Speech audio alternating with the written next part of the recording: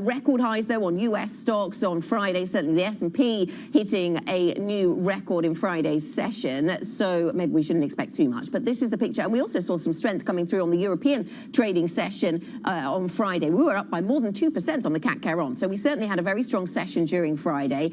Today, maybe a few people in London and Milan a little later to their desks than they might otherwise be, given the events of last night in the European football. But this is the picture for European equity markets then. As we start to open up across the European equity market space, we are down 1/8% on the FTSE 100, down around 0.3%, in fact, on the FTSE 100 this morning. We have the Xetra DAX opening down 0.1%, the Spanish IBEX up by 1/8%. So all in all, we're not moving all that far on these European equity markets, just waiting for the FTSE MIB to open, and the CAC over in Paris to give you a sense of where those markets are. We have a little bit of M&A activity to talk about this morning, not a lot in terms of earnings, but later on this week, of course, our attention will be turning towards the earnings story, and certainly the bank earnings story over in the United States, so we'll keep that in mind. The FTSE MIB opening to the upside in nice contrast, there you go, for compared to the FTSE. So we have the FTSE MIB up by 0.2%, whilst the FTSE 100 in London down by 0.3. European equity markets opening fairly mixed, fairly flat. Asian stocks are up, though, after US equities hit fresh highs during Friday's session. And China's triple R cut, of course, very much working its way through some of these Asian equity markets. Meanwhile, Treasury yields have stabilized after a really volatile week last week. Joining us now is William Porter, Credit Suisse Securities Head of European Credit Strategy. William, very good morning. Thanks for coming to talk to us this morning. I wonder what you make of risk appetite right now. Many of the markets you look at, seasonally pretty quiet usually this time of year, probably pretty quiet today given the events of last night. But what do you make of risk appetite at this point of the year? Well, Anna, I mean, the shocks keep coming through and sort of trying to derail the story, but the fundamental story is really not changing, which is there is still a need for very supportive financial policies. There are worries, obviously, about the Delta variant, all sorts of echoes of this situation going through the system. Bottom line, I think that when the market gets itself a little bit too excited about Fed tightening, it's always brought back to earth, and the ECB has done a pretty good job of that over the last couple of months. The ECB, in our view, is really very committed, you could say stuck, in a very easy monetary policy situation. And I think all the policy reviews and your excellent interview with Christine Lagarde simply reaffirm that in our views. So very, very supportive set of conditions, which ultimately mean that the market is in a very low vol summer environment, and I think likely to continue to remain so. Okay, low vol summer environment. We'll get more thoughts from you on the ECB story in just a moment, William. But thinking about the global growth story and how that can withstand the spread of the Delta variant, is that something that worries you? Or do you think that vaccination rates, do you think it'll become a truism that, vaccination rates in markets that most influence the global economy, markets that most influence global sentiment and global stock markets, global risk assets, will show us that there is a way out of this? The issue with the Delta variant is that, as we saw, this is a very dynamic process. We tend to get new variants when global case loads are very high. The Delta coincided with very high case load in India. We're now spreading into Indonesia. Global cases are rising. I think we're up to Lambda, I believe it is, that came out of Chile, I believe it was. So there are variants sort of on the stack. The Delta variant wasn't recognized as being a threat until quite late in the day. And so the virus is going to up its game. Even taking it as a static situation, however, you have to deal with the Delta variant arriving in the US. The US has basically taken the view that it's BAU. Some states are really literally back at business as usual. But you've got this sort of heterogeneous vaccine pattern. So there are pockets in which the Delta variant can thrive. I think how the US deals with what the UK is going through is going to be a really critical factor for risk appetite over the next couple of months. And let's be clear, the UK, I think, is a global petri dish in this regard and is undertaking a really, you could say dramatic experiment. And no one reputable really is calling which way it is going to go, other than to say there's really no alternative and that it will, it may well work, but no one reputable is calling it. So that does inject certainty, I must say. Right, yes, it's certainly a lot of people thinking about the UK in that sense, thinking about it as a global petri dish, for dealing with this incredibly fast-spreading variant that is the Delta variant. Another petri dish, though, we're looking at might be China, when you think about economies that are ahead of the curve, trying to recover from the coronavirus, given the way that they managed to manage outbreaks of the virus, but now struggling to maintain momentum in their global recovery. Is that going to be something that works its way into the global psyche to kind of limit our expectations for the upsides? Well, Anna, there were a couple of very interesting conversations on Bloomberg last week where a number of people were sort of saying, well, where's this 1.3% US Treasury yield come from? And of course, the answer is China in some respects, and replicated in the very big moves in commodity prices and the world sort of rowing back on the idea that we're going into some sort of an inflationary boom. And yet, suddenly the Chinese authorities react. I mean, they're not prepared to tolerate a downturn, I think, any more than any other country is. So, again, highlighting just how supportive the environment is. I mean, critical in assessing this is going to be the impact on earnings, of course, and the profit story over the next few weeks, which our expectation is it will be strong and supportive. So, China's addressed weakness. Again, I think that's not going to lead to any sustained volatility. Not to be complacent, there are issues out there, but China seems to have moved very aggressively to forestall a potential one. Okay, William, thanks very much. Stay with us. William Porter, Credit Suisse Securities Head of European Credit Strategy. We'll get his thoughts on the ECB and indeed European credit markets shortly. So coming up on the programme, get ready for guidance. The ECB President Christine Lagarde tells Bloomberg that investors should prepare for a policy change in the next 10 days. Hear more from our exclusive interview. This is Bloomberg.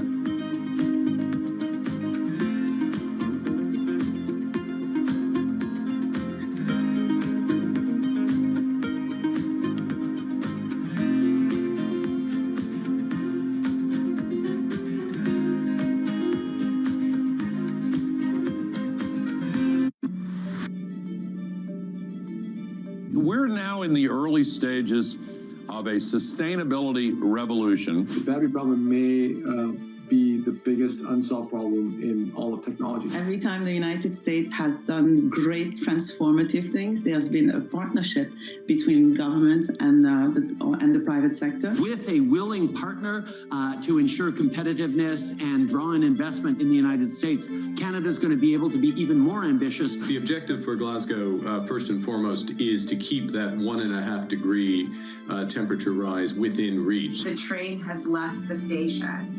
Investors care about it. People who work inside of corporate America care about these issues.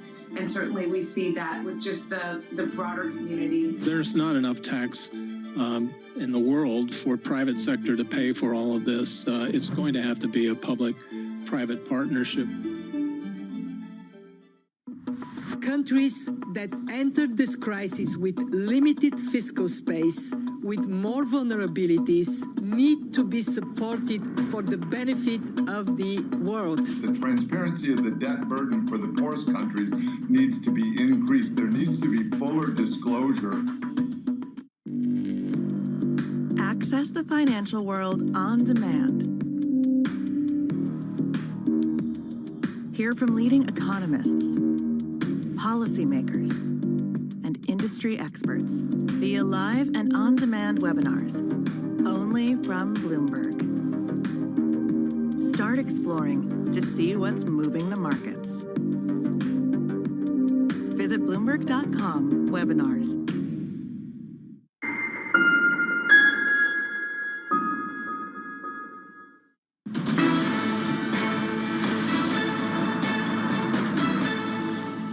Welcome back to the European Market Open. Just coming up to 10 minutes into our European trading day, maybe getting off to a sluggish start this morning, but European equity markets fairly flat, so flat to positive. In fact, we've got the DAX a little bit higher, the CAC and the FTSE 100 a little bit weaker this morning, down 0.4% here in London. Let's get to our movers this morning, though. We've got some interesting stories for you, and we'll start off with the Daily Mail owner, DMGT. So this stock up by 5.8% or so this morning, the highest since 2000 for this share price. This says the Rothermere family looks to express some interest in this business. Jonathan Harmsworth, known as Lord Rothermere, he already chairs DMGT, and his family's trust owns all of the voting shares and about 30% of the company's overall stock. You can see that that interest from the business in perhaps taking this private is pushing up the share price this morning. Tate & Lyle also in focus, the food ingredients manufacturer. Primary Products is the part of the business that they've been talking about selling for quite a while. Now they seem to have done that deal. That pushes up the stock by 1.3% as they raise $1.3 billion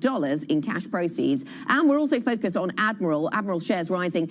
They see their first half profit higher than had been anticipated. So that company, the insurance company here in the UK, guiding a little bit higher, and the stock is up by 2.5% this morning. Let's get a Bloomberg Business Flash. For that, here's Laura. Thanks, Anna. Sources say Microsoft has agreed to buy a cybersecurity software maker, Risk IQ, for more than $500 million in cash.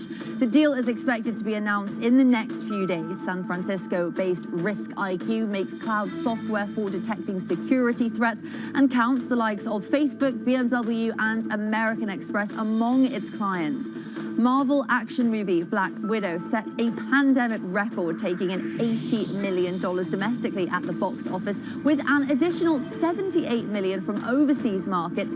Disney, in a first time reporting such numbers, said it made more than $60 million from fans paying to watch the film on its Disney Plus streaming service, suggesting the combination of theatrical releases and at-home streaming can produce sizable revenue for Hollywood studios.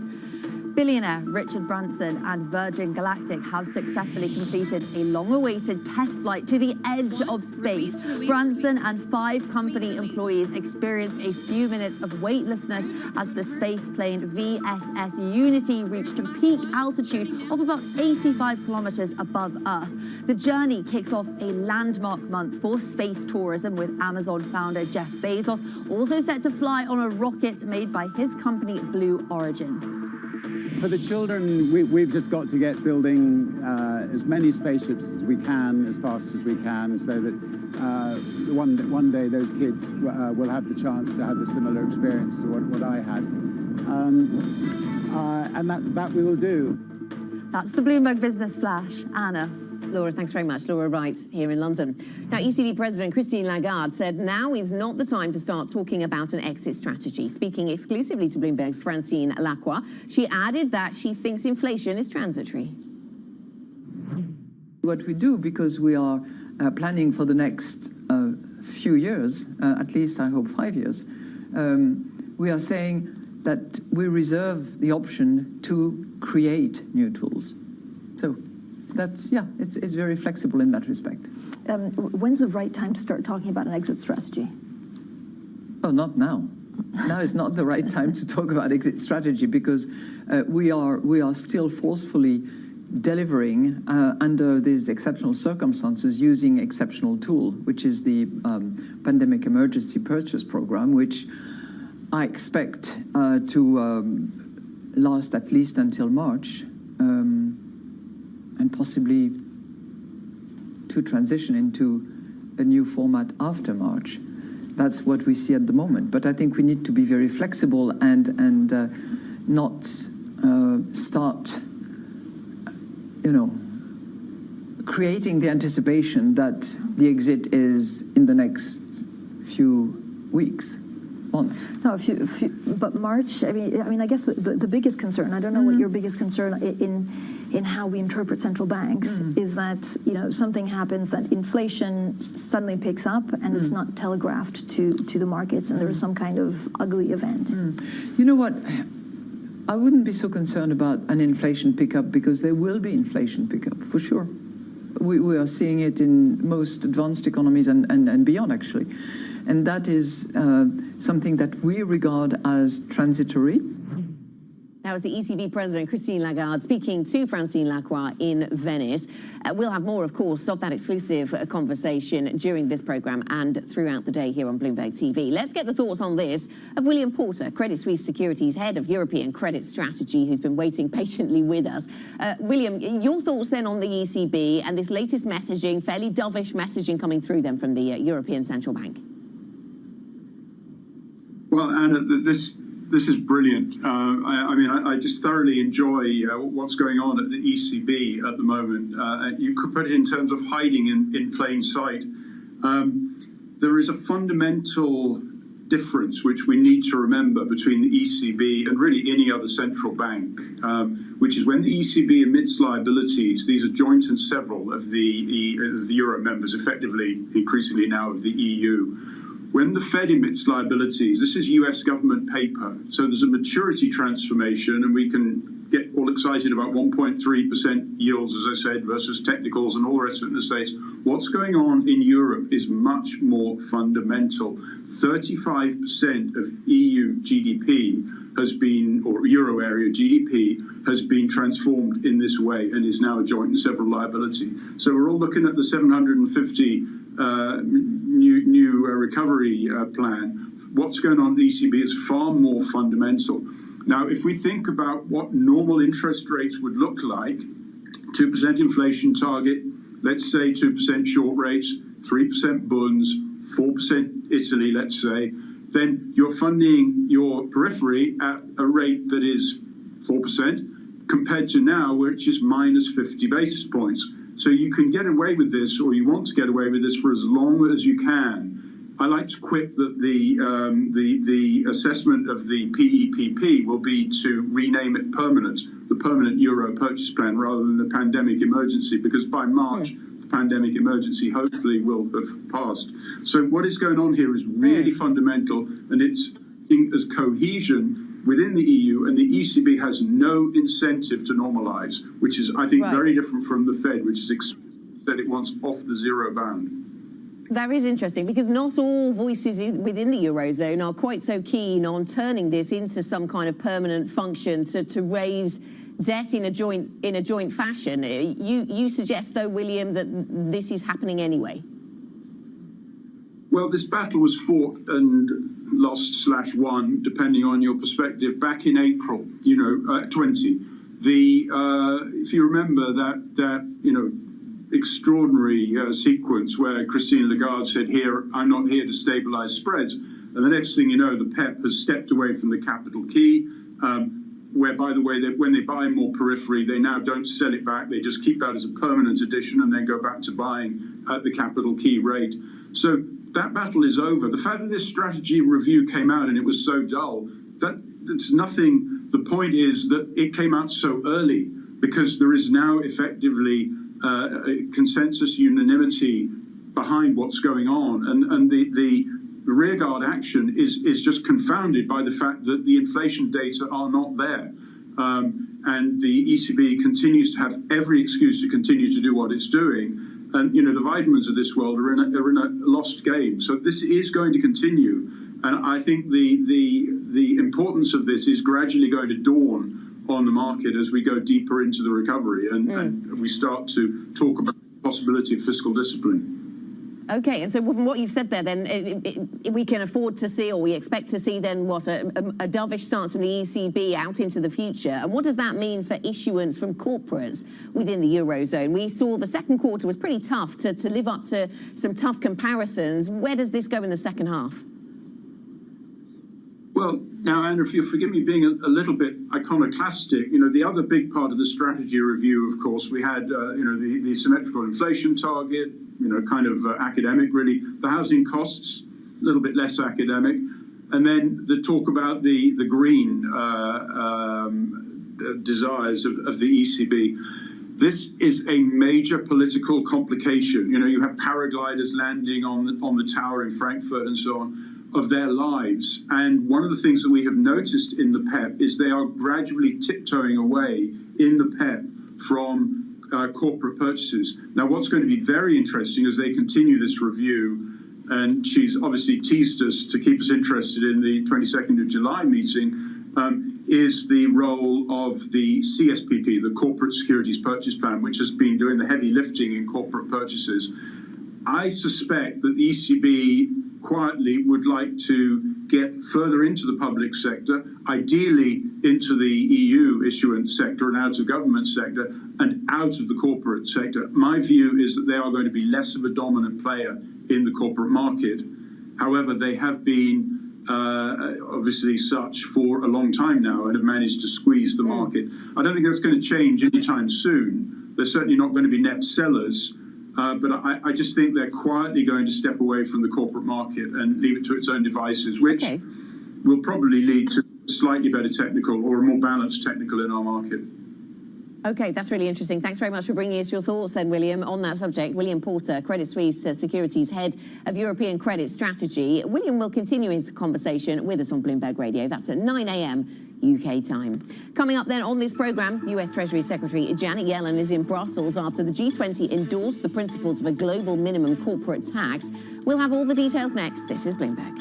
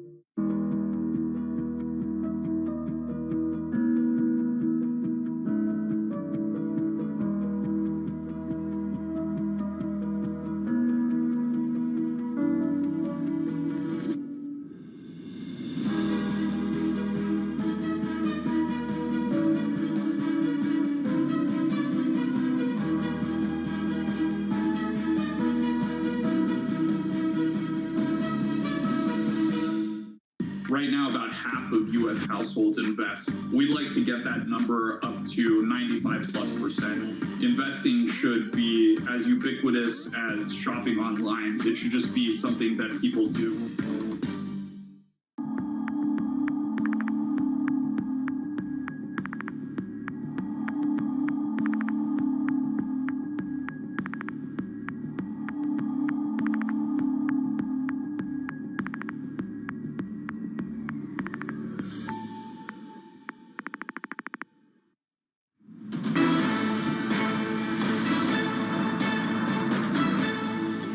We endorsed the key components of the two pillars on the allocation of taxing rights on profits of multinational enterprises and the global minimum effective corporate taxes. These large companies cannot be set apart from the efforts that we all will need to make to fund, to pay the additional costs that have arisen due to the response to this pandemic.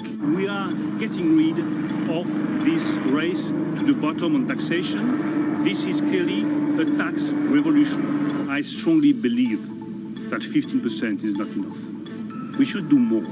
We continue to try to understand the reservations that countries have that have not signed on. In some cases, I believe they can be addressed, and in the run-up to the Leaders' Summit in October, we'll be trying to do that. That was the G20 leaders after endorsing the principles of a global minimum tax. A number of the finance chiefs, if you like, speaking there after those G20 meetings, saying the plan is needed to hold large multinationals to account. For more, Bloomberg's Maria Tadeo joins us live from Brussels. And you were, of course, in Venice at that G20 meeting, gathering a lot of that reaction to the G20 finance ministers and central bankers meetings taking place. The deal seems to be done then, at least when it comes to minimum taxation. How tough is implementation going to be? Yes, Anna, look, as you mentioned in that clip that we just played, they agreed and endorsed that OECD plan for a 15% minimum tax, and that right to tax multinationals and big tech companies in the countries where they provide their services. A lot of the finance ministers that we spoke to over the weekend did say this is nothing short of a tax revolution. But of course, a lot of this will depend on the implementation. Now, the guidance that we were given is that a lot of this will depend on the outcomes from now until 2023. They want to get this operational in 2 years, but we know that many deadlines have been missed. And of course, it's a question as to whether or not this is going to really bring in real tax revenue. A lot of these countries already pay more than 15%. And just briefly then, Maria, Janet Yellen in Brussels today. What do we expect? Well, you know, Anna, she is here and she will try to talk the Europeans out of their own EU digital tax. You know, there's been a lot of controversy around this. European finance ministers really struggled over the weekend to explain the rationale of putting two taxes at the same time, one right after the other, and also especially coming off the back of the OECD one, which has been 4 years in the making. It also makes it hard for the U.S. delegation to take this back home and present it as a win. So politically, it could also be a headache. So we will most likely expect the secretary to push for them to delay it, if not drop it completely. Okay, interesting stuff. We'll watch for the latest then coming out of those meetings in Brussels. Thanks to Maria Tadeo, live on the ground for us there. It's coming to Rome. That's the answer we now know. Italy wins the dramatic Euro 2020 final against England. It all ended in penalties.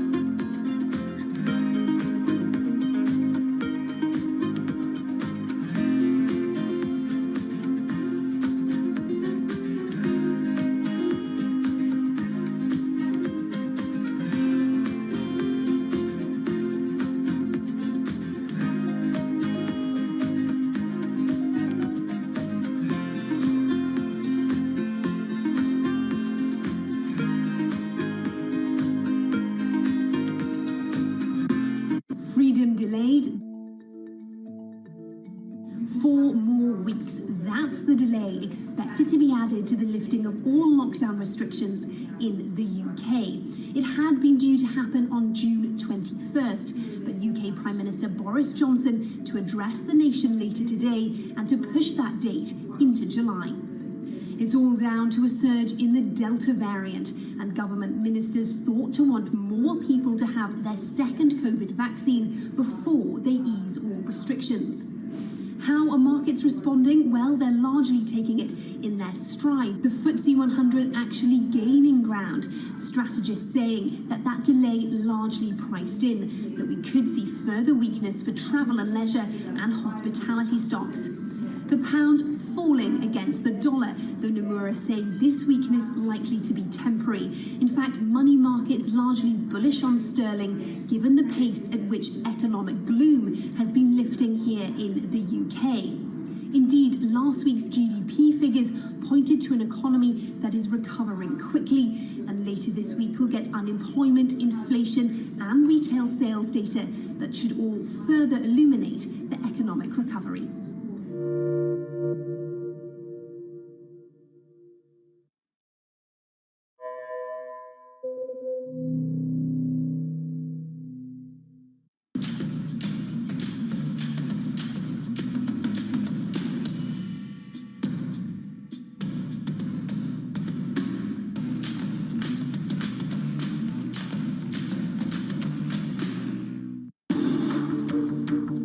Every Friday with 30 minutes dedicated to fixed income, I'm Jonathan Ferro. This is Bloomberg Real Yield.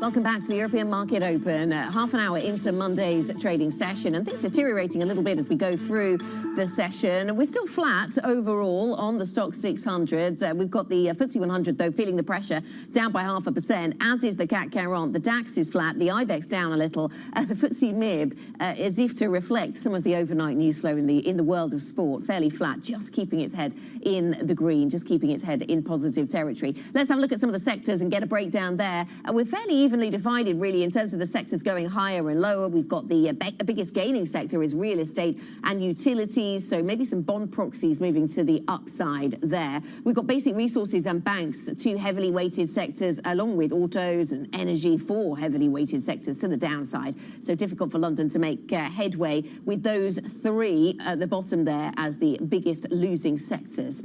Let us get a Bloomberg First Word News update. Here's Laura. Thanks, Anna. The British government is expected to issue guidance that people are expected to continue wearing masks in indoor spaces even after restrictions are lifted in England on July 19th. Vaccine Minister Nadhim Zahawi told the BBC that face coverings won't be mandatory, but there will be an expectation for people to wear them. The US infectious disease chief Anthony Fauci says ideological rigidness is preventing people from getting coronavirus shots. Vaccination rates are lagging in southern and Midwestern states. Fauci made the rounds of morning talk shows to reinforce the administration's position that the vaccines are safe. G20 ministers endorsed a global corporate tax deal that now faces domestic political hurdles. Janet Yellen was optimistic lawmakers can approve an international minimum rate of at least 15%. This year, as part of a fast-track budget bill, the Treasury Secretary didn't say if the plan would require a two-thirds vote in the Senate, an almost impossible get given the Republican opposition. It's coming to Rome. Italy won a dramatic Euro 2020 final against England in a penalty kick after a 1-1 draw. England scored the first goal of the match in just 2 minutes, but the Italians were in control for most of the rest of play, with Leonardo Bonucci tallying the equaliser in the second half. Extra time didn't change much, and the final shootout was ugly, with Italy missing 2 kicks and the English a heartbreaking 3. Global news 24 hours a day on air and at Bloomberg Quick Take, powered by more than 2,700 journalists and analysts in more than 120 countries. This is Bloomberg. At least it's the World Cup next year, Anna. Something to look forward to, Laura, perhaps. Laura Wright here in London with the latest business headlines for you. Let's stick with what she was talking about there, in fact, in the world of sport, that tense showdown between Italy and England, and take a look at the reaction that we've seen from newspapers in both countries. Over in Italy, "We are Europe" is the headline from Il Messaggero, while Corriere della Sera goes with "We are the champions, the sign of rebirth. One country, one victory, a proof of pride." A similar theme from Repubblica, proclaiming "Europe is ours." A very different mood in the UK, of course. In the UK papers this morning, The Sun running with the pride of the Lions. Both the Daily Express and the Mail running a photo of England's coach Gareth Southgate as he hugged the 19-year-old Londoner Bukayo Saka, whose final penalty kick decided the game. There were others who missed, of course, as well. And really interesting to see the tone of those front pages in London. Many people were incredibly pleased to be there, incredibly pleased to be in the final. Let's get some reaction, though, from Milan. It feels appropriate to do so. Bloomberg's Milan bureau chief, Tommaso Eppard, joins us. Tommaso, good morning. This meant a lot, of course, for the Italian team, a reinvention of the Italian team after some years of disappointment. What was the moment of celebration like then, amidst a global pandemic? Yeah, hi, buongiorno from Milan. Let me add one newspaper to the one you mentioned. It's La Gazzetta dello Sport, which is Italy's leading sport newspaper. today's front page is troppo bello. That's too great.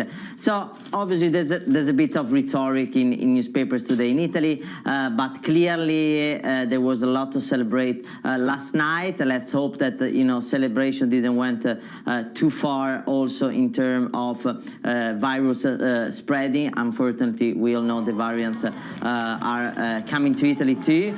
It was clearly an important moment for the country. We were, the first country facing the pandemic, one of the most hit. So it was a moment of joy, which the country much needed for more than 2 years. And then it's also another sign that Italy is doing well. The economic recovery is doing better than expected, and the country seems to be again central in Europe with Mario Draghi at the helm. Yeah, let me ask you about that, this Draghi bounce then that we're seeing in all things Italian. Recovery going faster than expected, charting a path out of the pandemic, subject to the Delta variant, of course, hosting the G20. How instrumental is Mario Draghi in all of this? Not in the win last night, but in what else is happening in Italy at this time?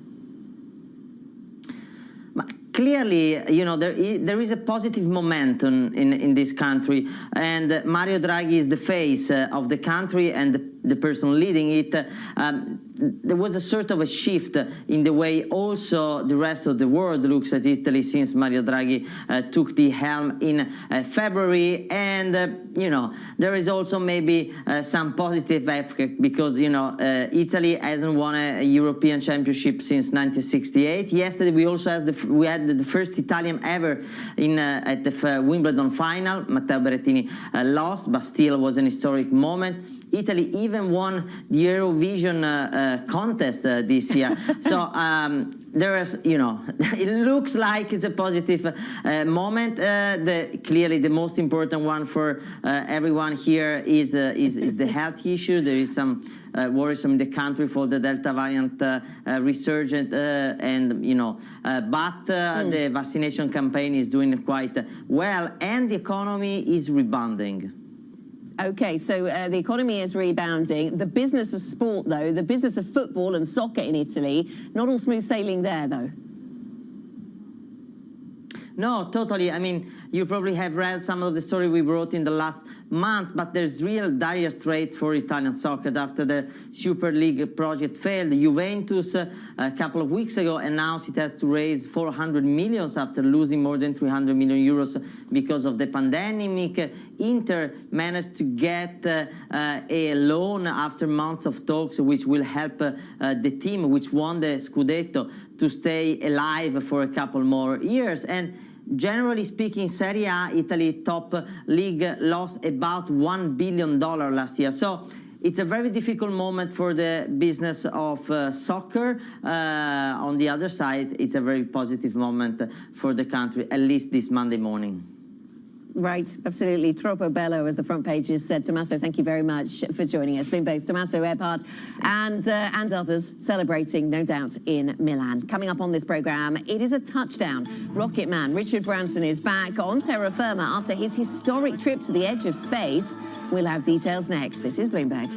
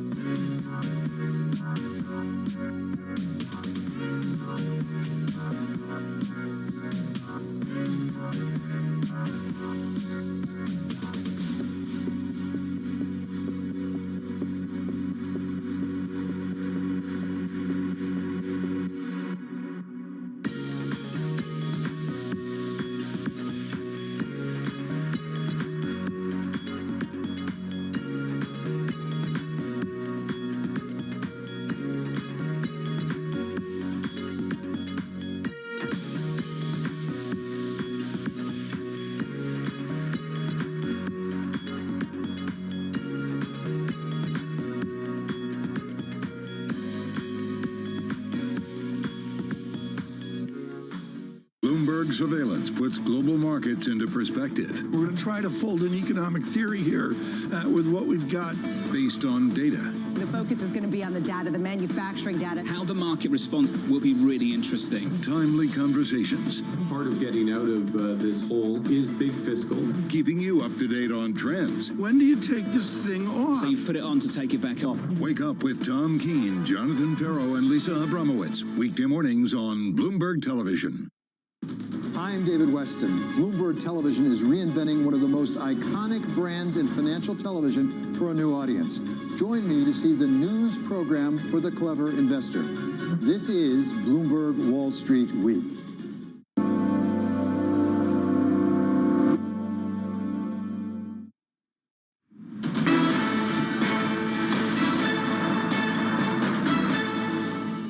I've been practicing some words to say to kids down on Earth for some time, and once I'd done those words, just being able to unbuckle and then just take off and look out of these massive windows. That then the spaceship was upside down, and take in the Earth from space. It was something I've dreamt of since I was a kid, and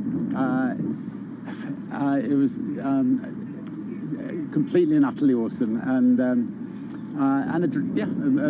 one of those dreams come true. And I still think that I'm going to wake up any minute, and it was all a dream. It was just extraordinary. Well, you're here. You did touch back down. You said that the feeling of weightlessness is indescribable, but will you at least have an attempt for me?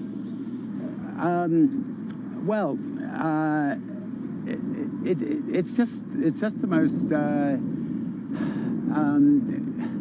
It's just incredible. I mean, it wasn't just the sort of floating, but then looking at the other three beneath me, because you are floating as well, and then looking out through these gigantic windows back at this stunningly beautiful Earth below. This, like pristine sky, the strength of the blues and the blacks. And realizing we were in space, and I've never, I've always sort of pictured what it was going to be like. I mean, like the ride up there, the ride back. I never realized that the whole experience was going to be so vivid. But beyond sort of the satisfaction of your own goals being achieved, what does today symbolize for the company and also for all those children that were present earlier? Well, look, for the children, we've just got to get building as many spaceships as we can, as fast as we can, so that one day those kids will have the chance to have a similar experience to what I had. And that we will do. We also launched this giant global raffle today, so that two kids for just $10 for a pair of tickets. If they could win the raffle, they can go up. But that money will hopefully enable many people to be able to go up who could never have dreamt of going to space. That was Bloomberg's Ed Ludlow speaking to Richard Branson there, talking about the incredible action that we saw regarding that space flight. So Richard Branson is only the first billionaire who will be completing a trip into the great beyond this month, with Amazon's Jeff Bezos hot on his heels. The two missions are ushering in a new era of space travel where the stars may seem almost within reach. Two billionaires, two trips to space, 9 days apart. They are ushering in a new era of private commercial space travel. Here's how the two space trips compare from takeoff to landing.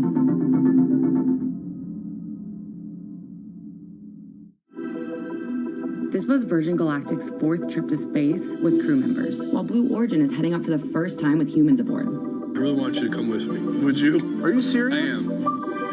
Virgin Galactic's suborbital rocket-powered craft gets dropped off in the air by a larger craft called VMS Eve, then released. Release, release, release. Clean release. Ignition. Good rocket motor burn. While Blue Origin's New Shepard rocket is launched from the ground. Virgin Galactic reached an altitude of 53 miles. Blue Origin will soar to about 66 miles. Richard Branson is going to be going into space. We can debate where the line of space is. The Kármán line is a measure that attempts to mark the end of Earth's atmosphere, but it's not a fixed height. Not everyone considers Branson's destination to be space.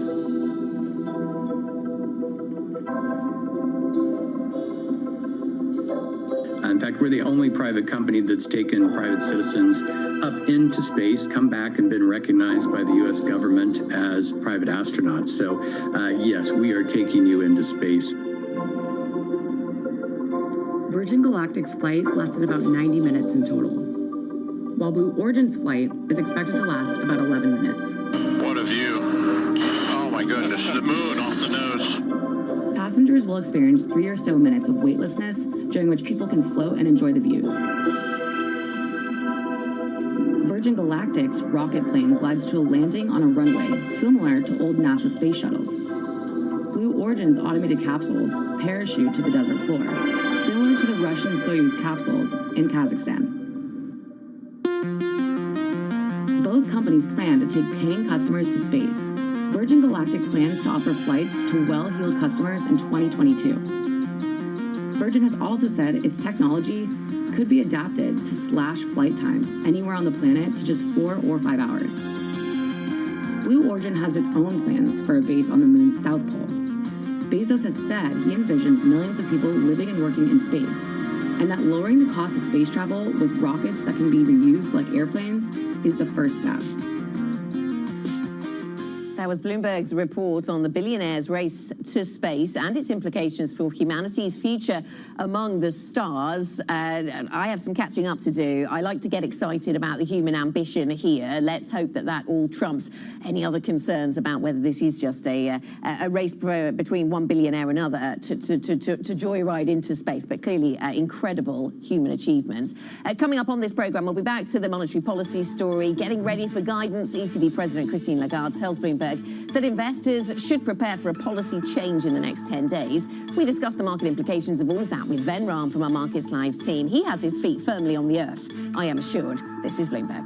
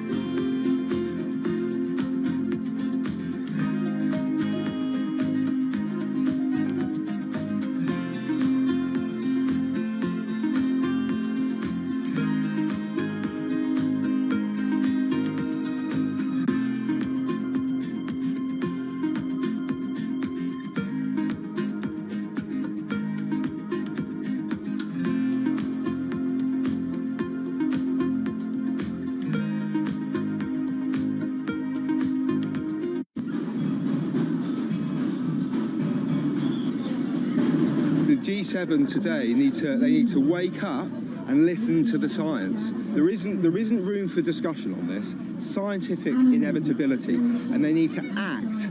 They don't need to talk anymore. They need to just act.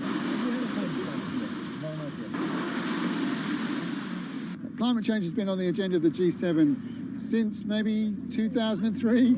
So we need to see action, not just talk. And we've only got 9 years left to halve carbon emissions if we're going to stop dangerous climate change happening. United, we'll never be defeated! The world is possible!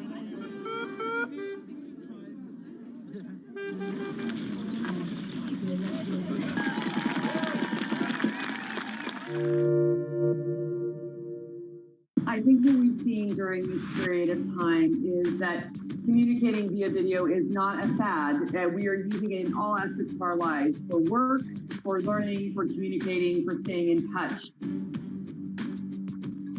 This is a market that over the past few weeks has made it clear it wants to go higher. It got a little spooked by the idea that geopolitical tensions are rising.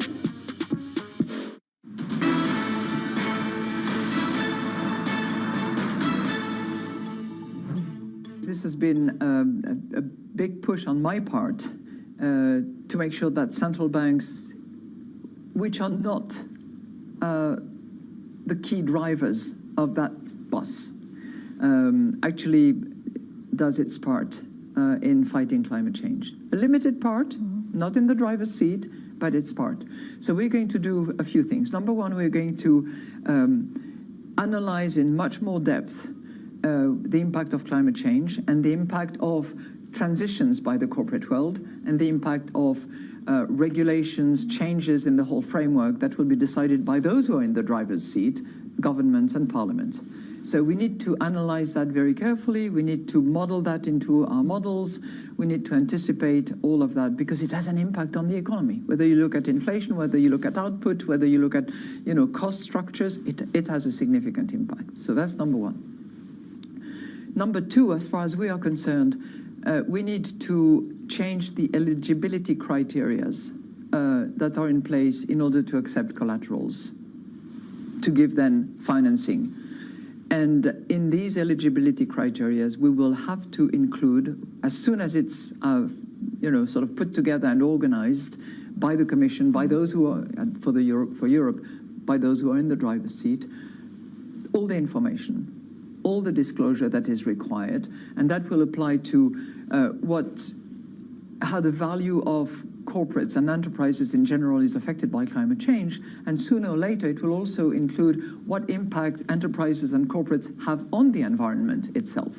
And soon it will include biodiversity and the threats to it. So eligibility criteria will change, information disclosure on an auditable and consistent and complete basis will be required, I think, and we have a timeline for that, we have an action plan, we know when we deliver.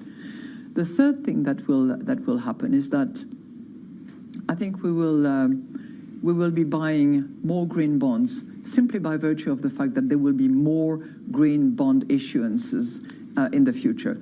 We have been a big purchaser of green bonds ever since inception of green bonds, and we will continue being so. I think we buy 20% of all the green bonds that are available on the markets at the moment. That's a big chunk.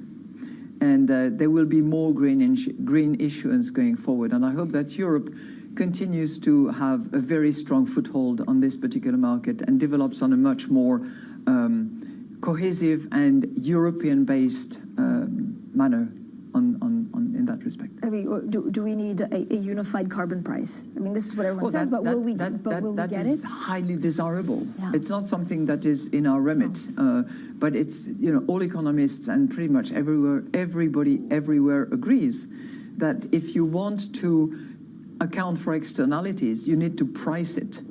So if we emit pollution of all sorts. It's not just CO2, it will be methane, it will be lots of other things. That has to be priced in so that risks are properly reflected. You were talking about risks. That's something that we will also assess very carefully when we look at our balance sheets. Our balance sheets has a lot of sovereign bonds. We're not proposing to weigh in any shape or form by reference to climate change those bonds. But the corporate bonds that we hold, which is a very small part of it, has to be properly assessed, taking into account the risks associated with climate change. That was the ECB President Christine Lagarde speaking exclusively to Francine Lacroix in Venice, talking there about climate change and the way that the central bank is not in the driving seat but still has to play its part in that fight, what that means to the European Central Bank. Earlier, of course, we heard her talking about monetary policy more generally. Let's get thoughts on that with Ven Ram from our Markets Live team, who's with us this morning. Ven, what did you take away from this extensive conversation with Christine Lagarde at the ECB? We heard her talking there about corporate bonds, the way they'll be weighed up and assessed in the future against climate criteria. But what did you take away more broadly? Morning, Anna. I think that Lagarde is raising the expectations for what the market should be expecting next week. They will be meeting next week for the first time since the strategy revamp, and with Lagarde promising a calibration of all the tools to make sure they are aligned with the strategy, she is raising the expectations for what we can expect from the review, one from which analysts weren't expecting much at all. because it's the summer. I think I, for one, think that the ECB should perhaps have embraced average inflation targeting in the strategy revamp, considering that inflation in the euro area has been completely underwhelming even 7 years after the adoption of negative interest rates. That would have sent a strong message to the markets. They failed there in sending that message across. Now, next week's policy meeting gives the ECB yet another chance at the goal. Let's see whether they score this time around. That's interesting. So we'll see what links we make between the strategy review and what we hear from them around monetary policy in the next meeting. Let's turn stateside, and we're going to get some inflation data out of the United States. Another important data point for us then, Ven.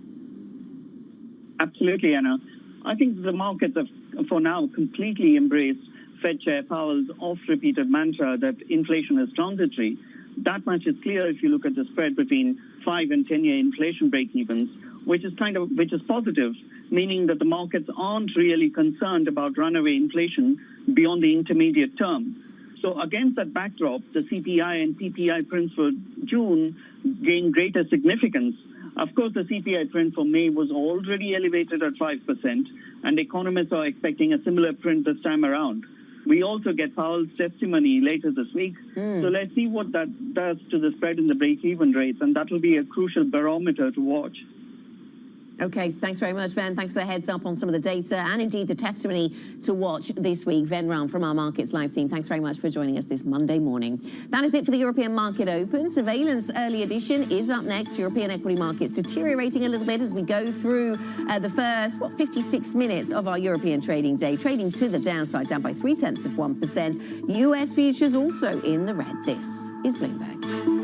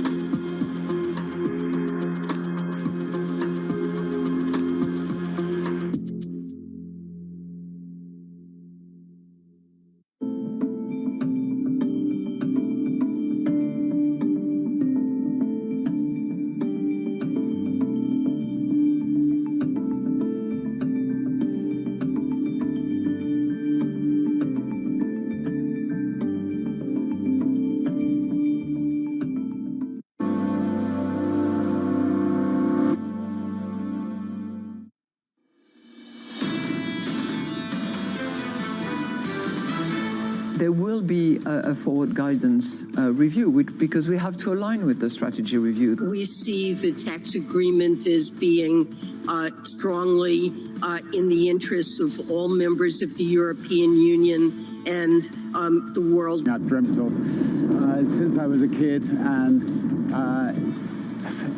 it was completely and utterly awesome. This is Bloomberg Surveillance, Early Edition, with Francine Lacqua.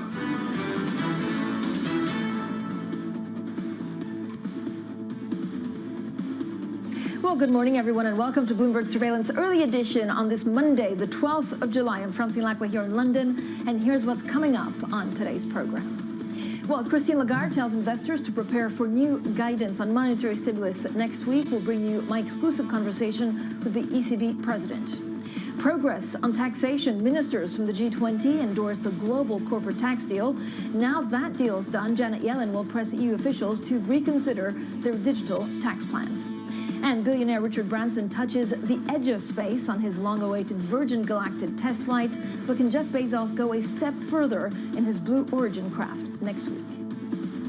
So happy Monday, everyone. I know there are quite a lot of hangovers here in England, probably Italy as well. It's been a pretty busy weekend also in Venice. I got freshly back yesterday after speaking to Christine Lagarde, who told investors should prepare for new guidance on monetary stimulus next week. Now, the ECB president told me that the July 22nd Governing Council session, previously expected to be uneventful, will now have some interesting variations and changes. Lagarde also says she's only guardedly optimistic about the recovery. Like everybody else, I see this Delta variant and the impact that it has on people and on expectations. So I'm guardedly optimistic because the numbers are really good, because we still forecast a strong recovery that will be sustained in the next quarters. We have, as you know, revised our assessment of risk. And we see them as much more balanced than ever before since the beginning of the pandemic. But of course, we see that uncertainty on the horizon, which is caused by this Delta variant, which needs to be tamed with accelerated vaccination. You know, of sitting here in Venice on the occasion of the G20 that was concluded, if I haven't heard the word vaccination 1,000 times, I haven't heard it at all. Everybody is on the same page. It has to be accelerated vaccination in order to resist the uncertainty that will be caused by more and more variants, because that's the way this virus will evolve and morph into new forms. And so was there a lot of worry in the G20, and are you very worried that actually another variant, or even this variant, scuppers the recovery? Could we actually deviate, or would it just take longer to have the same kind of recovery? You know, for the moment, we are not revisiting or reducing projections. So we're still seeing this V-shaped recovery and a good improvement on all fronts. It's no longer manufacturing is buoyant, but services are lagging behind. Services are also picking up, and the social distancing removal that took place throughout Europe has helped a great deal in that respect. We see, you know, catching up. We see savings being used to a certain extent. We're not overly optimistic on that front, but we see some of that. We see some pent-up demand, not as much maybe as some would have expected. But as I said, it's all the signals are good, but we have this uncertainty that needs to be addressed, and needs to be addressed with something that is not economic, that is medical, and that has to do with the people. Talk to me a little bit about the strategic review. I mean, this was a very big week for the ECB. What does it actually change in how you can achieve that 2% target?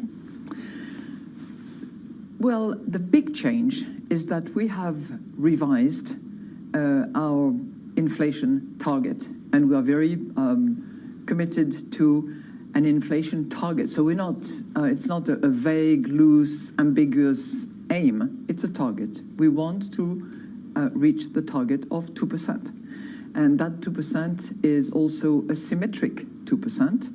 And we are looking obviously at the medium-term orientation, but symmetric 2% is what has been the major change. What do we mean by that? First of all, it's simple.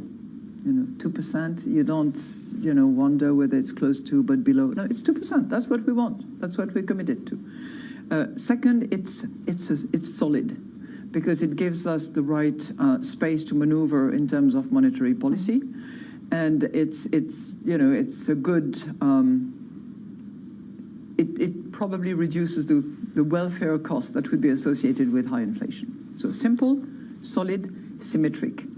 And by that we mean 2% is not a ceiling, very important compared with what we had. And we also say symmetric means that we regard both deviations up or down, below 2%, above 2%, as undesirable.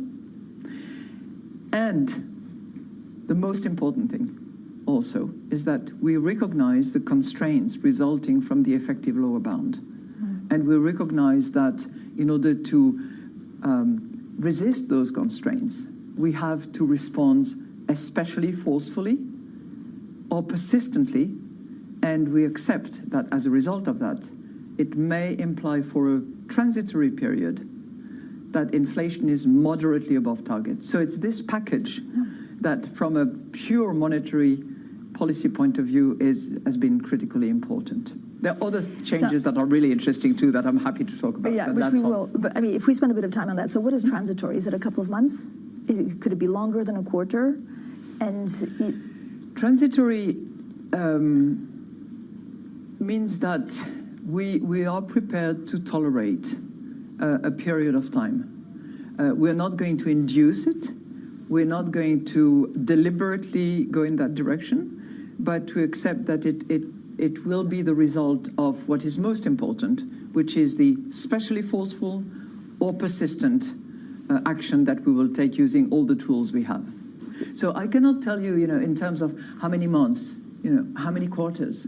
This is something that is going to be judgmental and that will bring the Governing Council to use its discretion on the basis of the circumstances, on the basis of the trajectory, as to how transitory will be applied. This is what the markets are trying to figure out, right? They're trying to really understand if what you said is hawkish or dovish, to put it. I'm an owl, okay? So I'm not really interested in hawkish versus dovish and this ornithology business.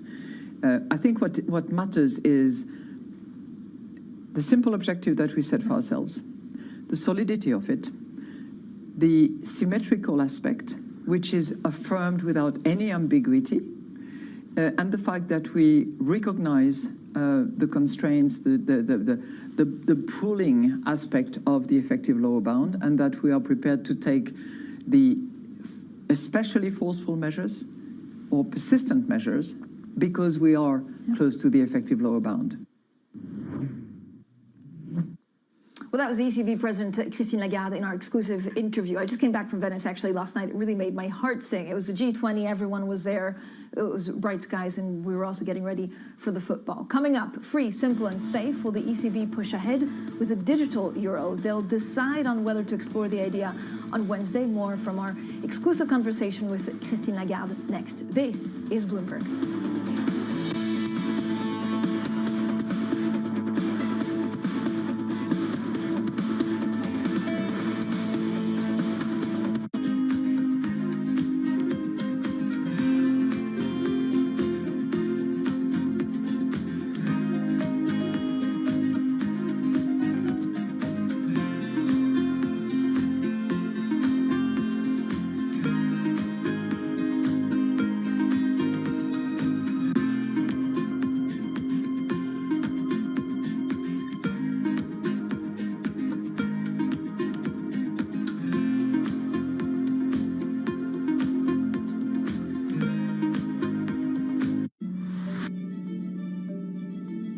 We're now in the early stages of a sustainability revolution. The battery problem may be the biggest unsolved problem in all of technology. Every time the United States has done great transformative things, there's been a partnership between governments and the private sector. With a willing partner to ensure competitiveness and draw in investment in the United States, Canada's going to be able to be even more ambitious. The objective for Glasgow, first and foremost, is to keep that 1.5 degree temperature rise within reach. The train has left the station. Investors care about it, people who work inside of corporate America care about these issues. And certainly we see that with just the broader community. There's not enough tax in the world for private sector to pay for all of this. It's going to have to be a public-private partnership. Up to Maine and had a lobster, and it's not as romantic as Lisa going to Greece. Tom Keene says what? You mentioned Maine and the lobsters up in Maine. Well, they can't compare to what you can see in Greece. Even better, I can't pronounce it. Astracoma carinata. I nailed it. It's not thera, whatever. Astracoma. You're nailing it. Carinata. You're nailing it. We're figuring out the hard stuff for you on Bloomberg Surveillance. Mornings on Bloomberg Television and Radio.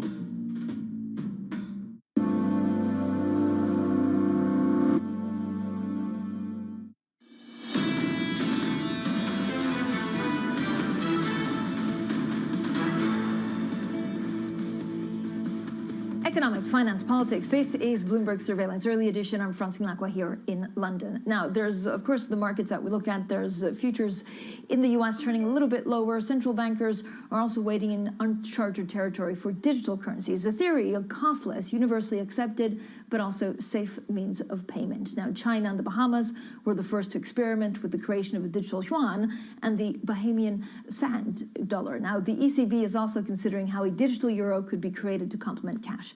I spoke with Christine Lagarde about the process, which she said could take a long time.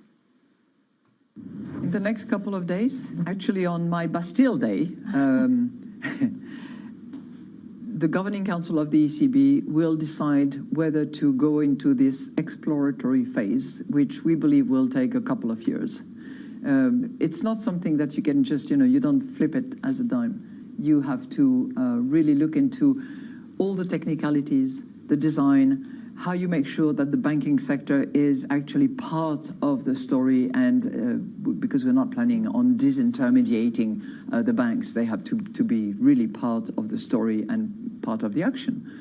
We have to look at the privacy issues. We have to look at a lot of issues that are, in a way, beyond the realm of central banks. So we need to collaborate with the other authorities, such as ministers of finance, European Commission, parliaments, because in due course it will touch people's life in a very intimate way.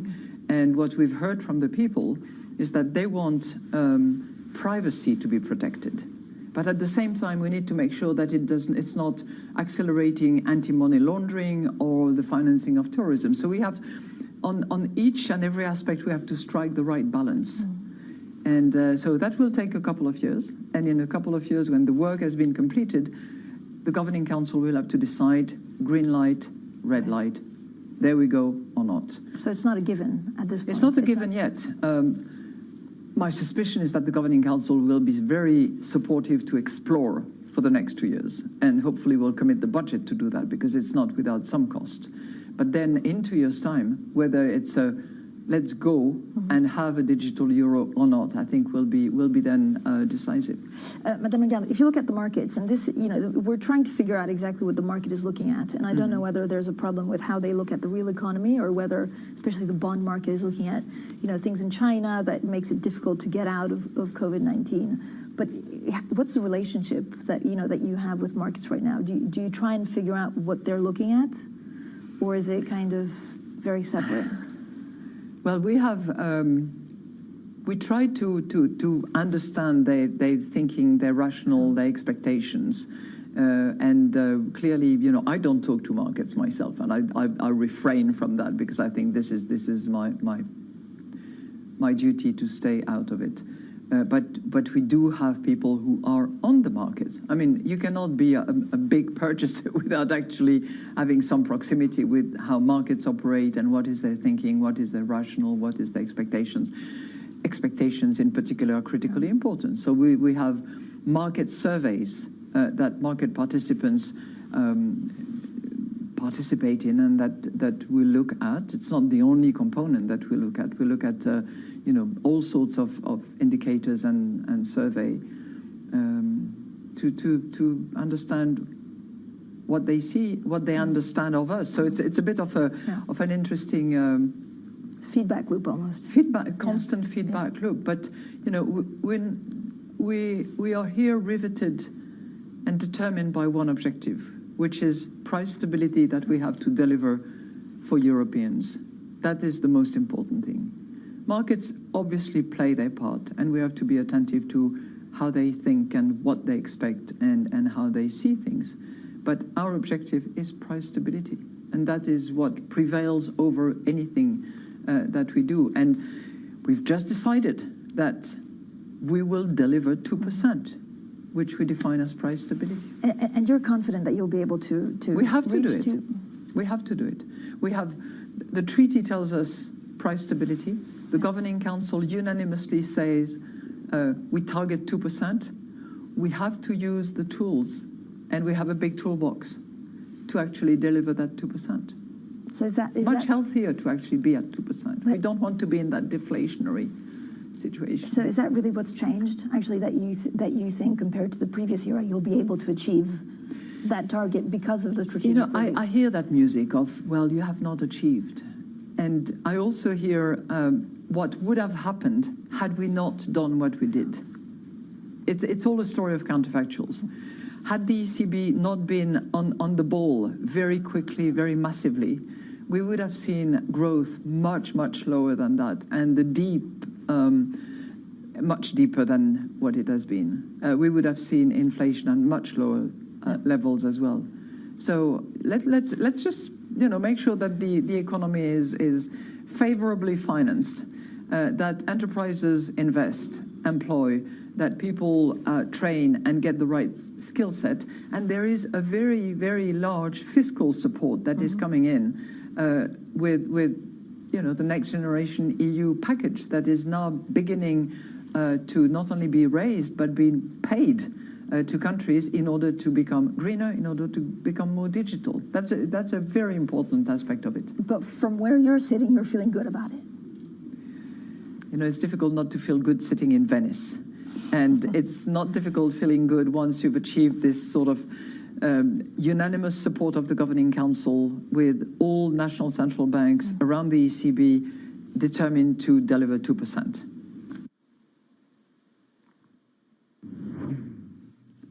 I have to say I was feeling pretty good being in Venice as well, especially in that palace. I had the history of the Doge, which I had forgotten since my school years. Now, the second part of my conversation there with the ECB President, Christine Lagarde, will have plenty more on also green bonds and green financing. After touching on the importance of adequately funding Europe's green goals, we'll also hear from Christine Lagarde's assessment of climate impacts and the central bank's plans when it comes to green bonds and the carbon market. This is Bloomberg.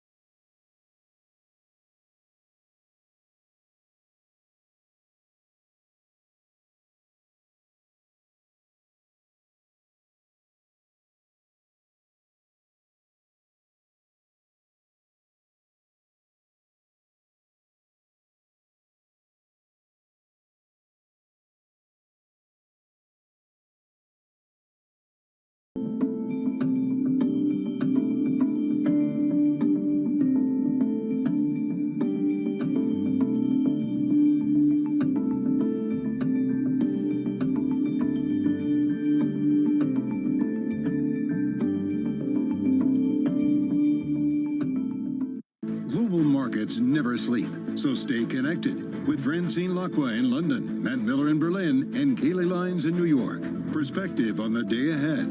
Bloomberg Surveillance, Early Edition. Weekday mornings on Bloomberg Television.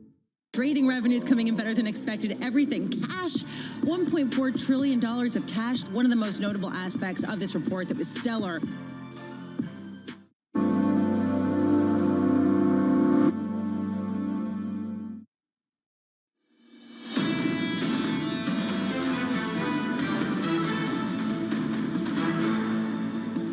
Economics, finance, politics. This is Bloomberg Surveillance Early Edition. I'm Francine Lacqua here in London, fresh back from the G20, fresh back from Venice. Now, the ECB's strategy review last week introduced climate change considerations into policy, and now the President, Christine Lagarde, has urged governments to agree to a unified carbon price and also says that central banks expect to buy more green bonds. Here's more of our conversation with Christine Lagarde.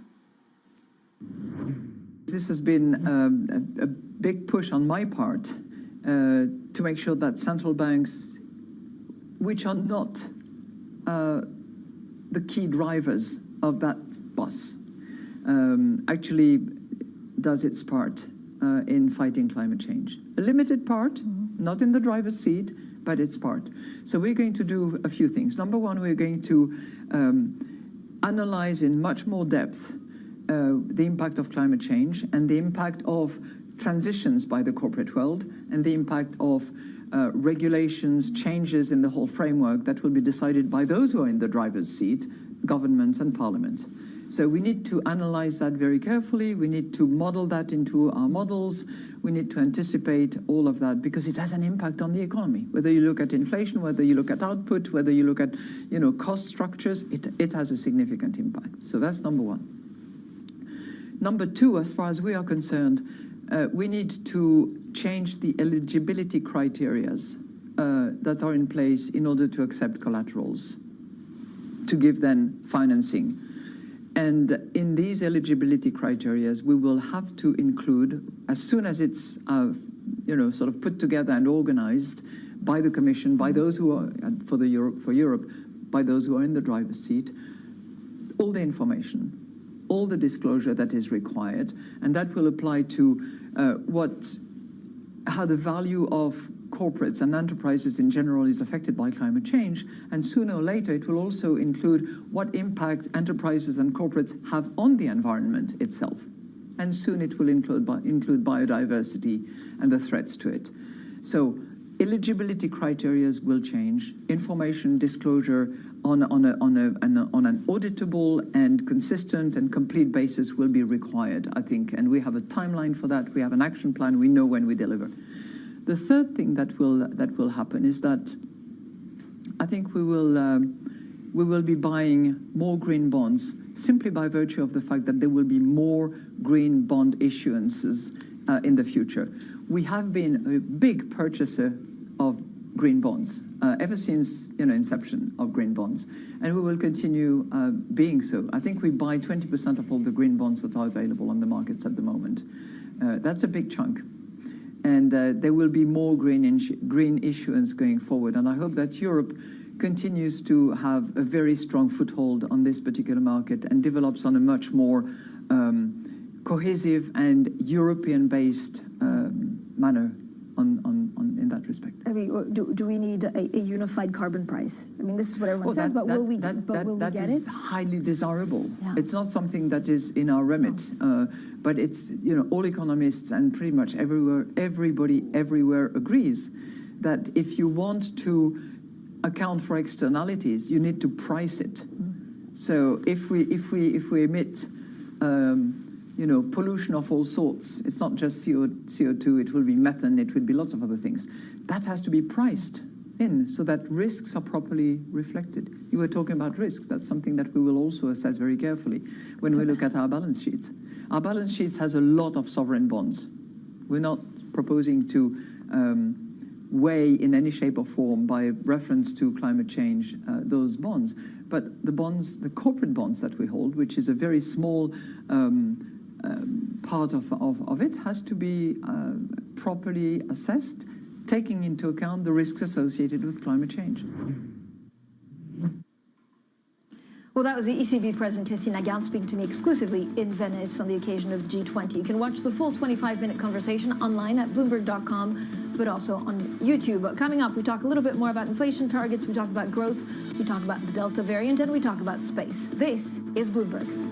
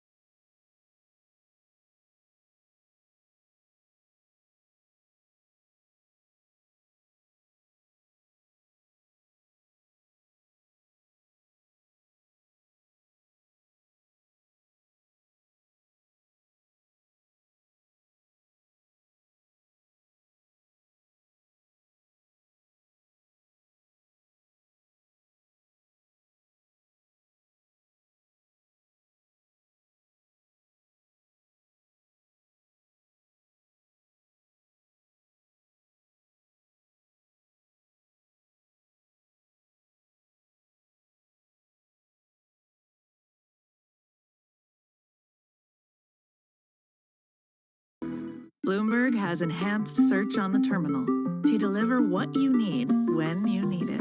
Now, you can simply type phrases in everyday English in the command line. Compare financials. Find people. Analyze markets. You can enter phrases or ask questions. What do you want to know today? Ask a question or visit SearchGo to find answers now. Valuations, particularly, sort of the technology landscape, have gotten to some pretty extraordinary levels. So I think it's not a surprise. I don't think it's any indication of the beginning of the end, but I do think markets don't like uncertainty. It's really a reminder, isn't it, just how sensitive the markets are to any commentary about trade. We did see some pressure on the yuan, we did see some pressure on the futures. That is now being reversed.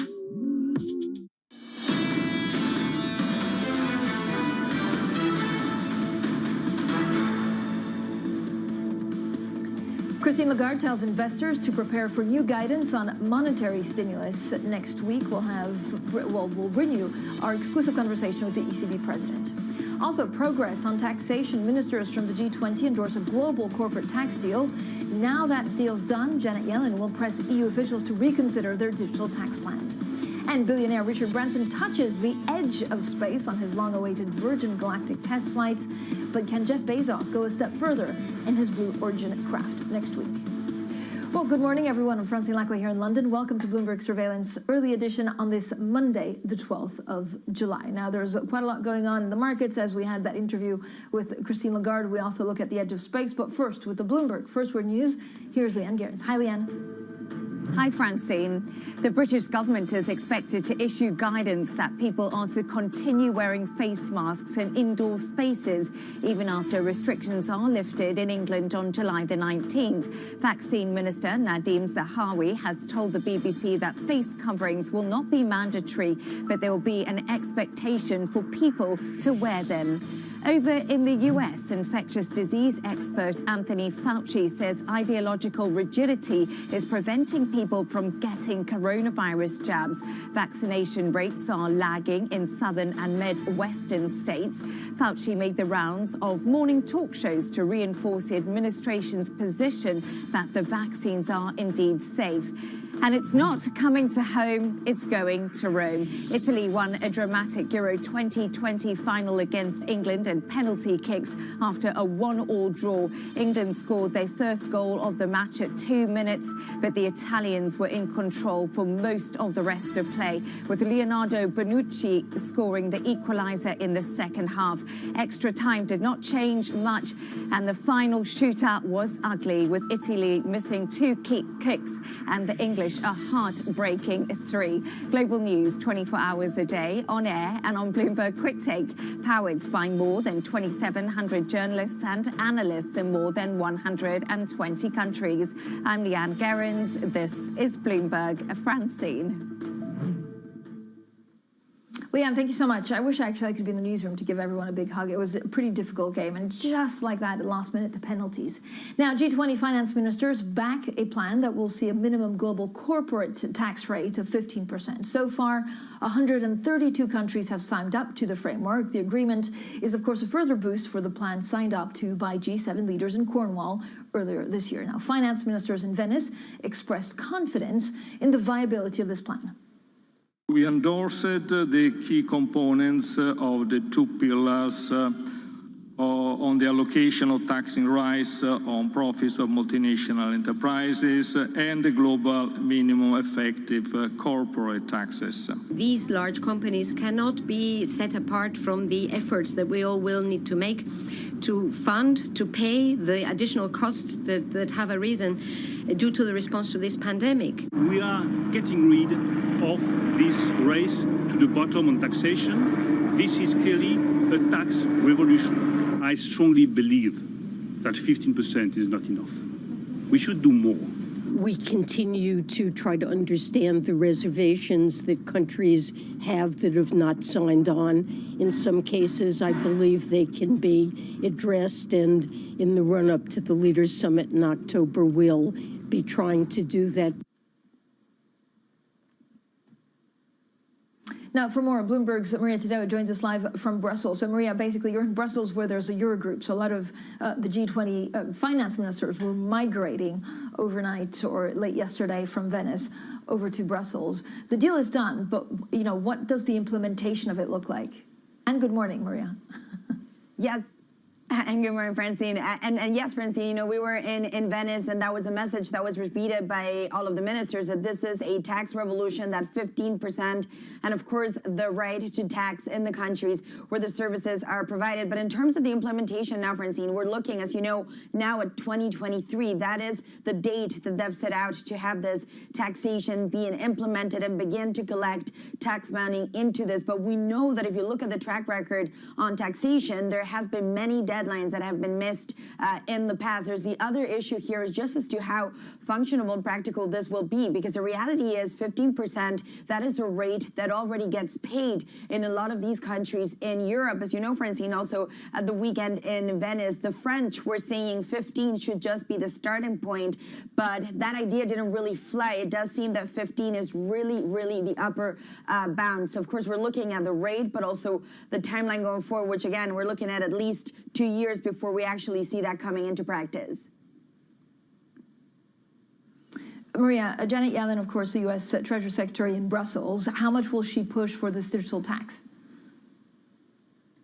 Well, you know, Francine, that's another very good point, because we do have this deal that was brought forward by the OECD, agreed by the G20, but the Europeans are also wanting to push ahead with an EU digital levy. Now, again, over the weekend in Venice, Francine, when we spoke to pretty much every finance minister there, you know, they really struggled to explain the rationale of this tax. For the U.S. delegation, it's also very difficult to sell this back home. You know, they're going back to D.C. with not just one new tax, but two. One one European, another one from the OECD. So we are expecting, of course, Yellen to try to push for a delay into this or just scrap it altogether from the EU. And of course, Francine, I have to say congratulations for your great interview, but also for the Italian game. I know when I've seen you, you're a big football fan, so, you know, complimenti. Grazie, Maria. I mean, I feel like you were cheering on Italy more than the whole Italian nation. So I commend you for your efforts. I know you were like, you know, very into it, including almost losing your voice. So Maria, great effort. Maria Tadeo there in Brussels covering the Eurogroup for us after a pretty long night of football. Now, Christine Lagarde says prepare for new monetary stimulus guidance next week. In the exclusive interview she gave to Bloomberg, the ECB president told us that the upcoming Governing Council session will have some interesting variations and changes. Now, as for the central bank's pandemic bond buying program, Lagarde also says it may be too soon to talk about scaling it back. Now is not the right time to talk about exit strategy because we are still forcefully delivering under these exceptional circumstances using exceptional tool, which is the pandemic emergency purchase program, which I expect to last at least until March. And possibly to transition into a new format after March. Well, joining us to discuss the ECB and the G20 meeting is Patrick Armstrong. He's Chief Investment Officer at Plurimi Wealth. Patrick, thank you for joining us. First of all, how much more clarity do markets expect the ECB to give on the tapering? Are they now, you know, could markets take comfort from the fact that actually they could have more tools simply because of the inflation target being raised and leave it at that? I think markets take comfort from that. It's moderately, she would say owlish, I suppose, but it would be classified as dovish is what I'd say. In average inflation targeting, they're almost moving in that direction, targeting the 2%, which Lagarde seems unequivocal that she thinks they will achieve. It's obviously going to be difficult, and Europe's not really done that in recent decades. But she was pretty clear that the emergency purchases will go till March, and then probably bond purchases will continue just under another name is what I would take from that. Patrick, what will move the markets more in the next couple of weeks? I mean, we're going into earnings season, and I guess we need to figure out whether, you know, profitability is enough to support some of the valuations that we saw there. Is that, you know, going to kind of upfront all of the conversations that we had on inflation concerns? Well, they'll be running in parallel. I think earnings will dominate over the coming weeks. Everyone is very optimistic. I'm sure companies will report great earnings. Consensus is for 60% earnings growth for the United States, 24% for the median company coming off a very low base. But there's also been some margin expansion. The question is, will these great numbers be enough to propel the market forward? And I think great earnings are probably already priced in. If you don't have the incremental fiscal thrust that you're going to get from infrastructure and all the forward-looking earnings guidance, I think that'll probably be deciding the direction of markets from here. Patrick, how much volatility? So we saw bonds actually move quite extensively on the back of concern that the exit strategy from COVID-19 wasn't exactly what was expected in China. So it seems that the market, especially the bond market, sees things before, you know, certainly economists or the real economy does. Do you follow the bond market or the equity market as a benchmark of something ugly potentially happening? It's dangerous to say, but I think the bond market's wrong on this one. I think there's a growth scare right now. You've seen PMIs rolling over a little bit, China slowing down. China actually had to cut their reserve ratios in an effort to boost some. Good morning, day traders. Okay, hope you had a good weekend. Well done, Italian team. You did well. Well done. Let's talk about Bitcoin. As you can see, I right now placed an order to sell all 3 positions on Bitcoin. Also, I'm going to sell my short position. I will indicated the price I want to sell. So I just put arrow on the price I want to sell. So as you can see, and people who followed my trades and copy them, we halted position, long position on Bitcoin at 37,652. Also, we had a long position on 32,748.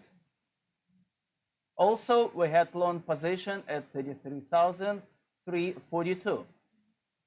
This position we will I'm looking to close at 34,581. All three positions. What it means, the long position that I hold, I will close in loss, and two positions will cover all these losses, and this price will be equivalent to 0 in profit. The point I'm trying to make that I will make profit on my short position that I'm going to close at the same price, 34,581. Okay, guys, you can calculate. We make 100 pounds per 0.1%. 1% gives us 1,000 pounds. So you can calculate and you can figure out how much profit we're going to make. This is how you do an arbitrage. If you want to find out more, you need to get the strategy from companyeye.co.uk website. You can register for a webinar, and I will explain everything how we do these things. Okay, so I already placed an order to sell all my positions. It's still away, so maybe it will. I will get close today, hopefully. If not, tomorrow. Okay, guys, so all of you who follow this trade, who already purchased and all three positions, long position and short position, it's time to place stop on profit. Okay, guys, I'll speak to you later. I'm really positioning my strategies towards companies that are trading at a discount to the market. So my equity fund trades at 14 times earnings versus the market at 17 or 18 times forecast earnings. The companies that are really cyclical, you can pick up for 5 and 6 times earnings. So Maersk, the shipper, is trading at 4.5, 5 times earnings and cash flow. ArcelorMittal, I think, is going to be a big beneficiary of fiscal expenditure. It's trading about 5 times earnings. The auto companies are down at those low single digits. So I don't think we're at an economic cliff. Those kind of companies are really pricing that in. And I think we probably have a reflationary backdrop for longer. Patrick, thank you so much for the wisdom and insight. To Patrick Armstrong, their Chief Investment Officer at Plurimi Wealth. Now, coming up, it's a touchdown. Yes, we talk about space. We were just talking to Patrick about whether he was involved in some of these stocks that were selling dreams. Rocketman Richard Branson back on terra firma after his historic trip to the edge of space. We'll have the details next. This is Bloomberg.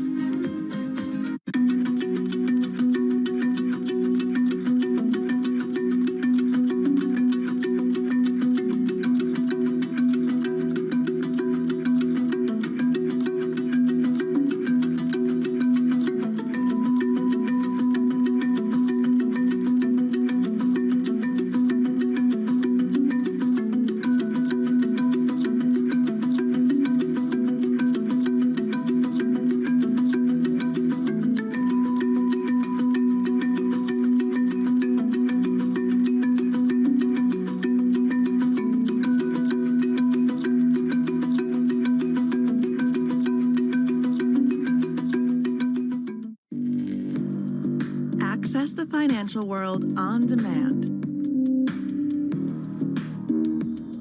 Hear from leading economists, policymakers, and industry experts via live and on-demand webinars, only from Bloomberg. Start exploring to see what's moving the markets. Visit Bloomberg.com webinars.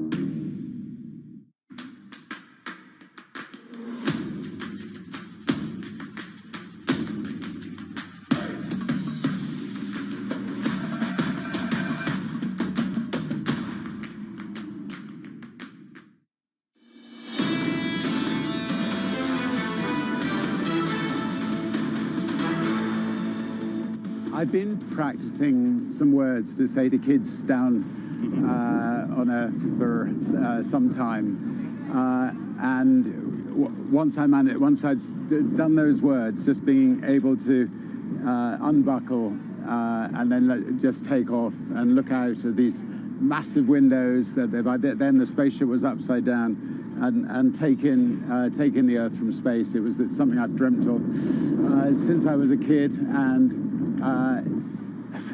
it was completely and utterly awesome, and one of those dreams come true. And I still think that I'm going to wake up any minute, and it was all a dream. It was just extraordinary. Well, you're here. You did touch back down. You said that the feeling of weightlessness is indescribable, but will you at least have an attempt for me?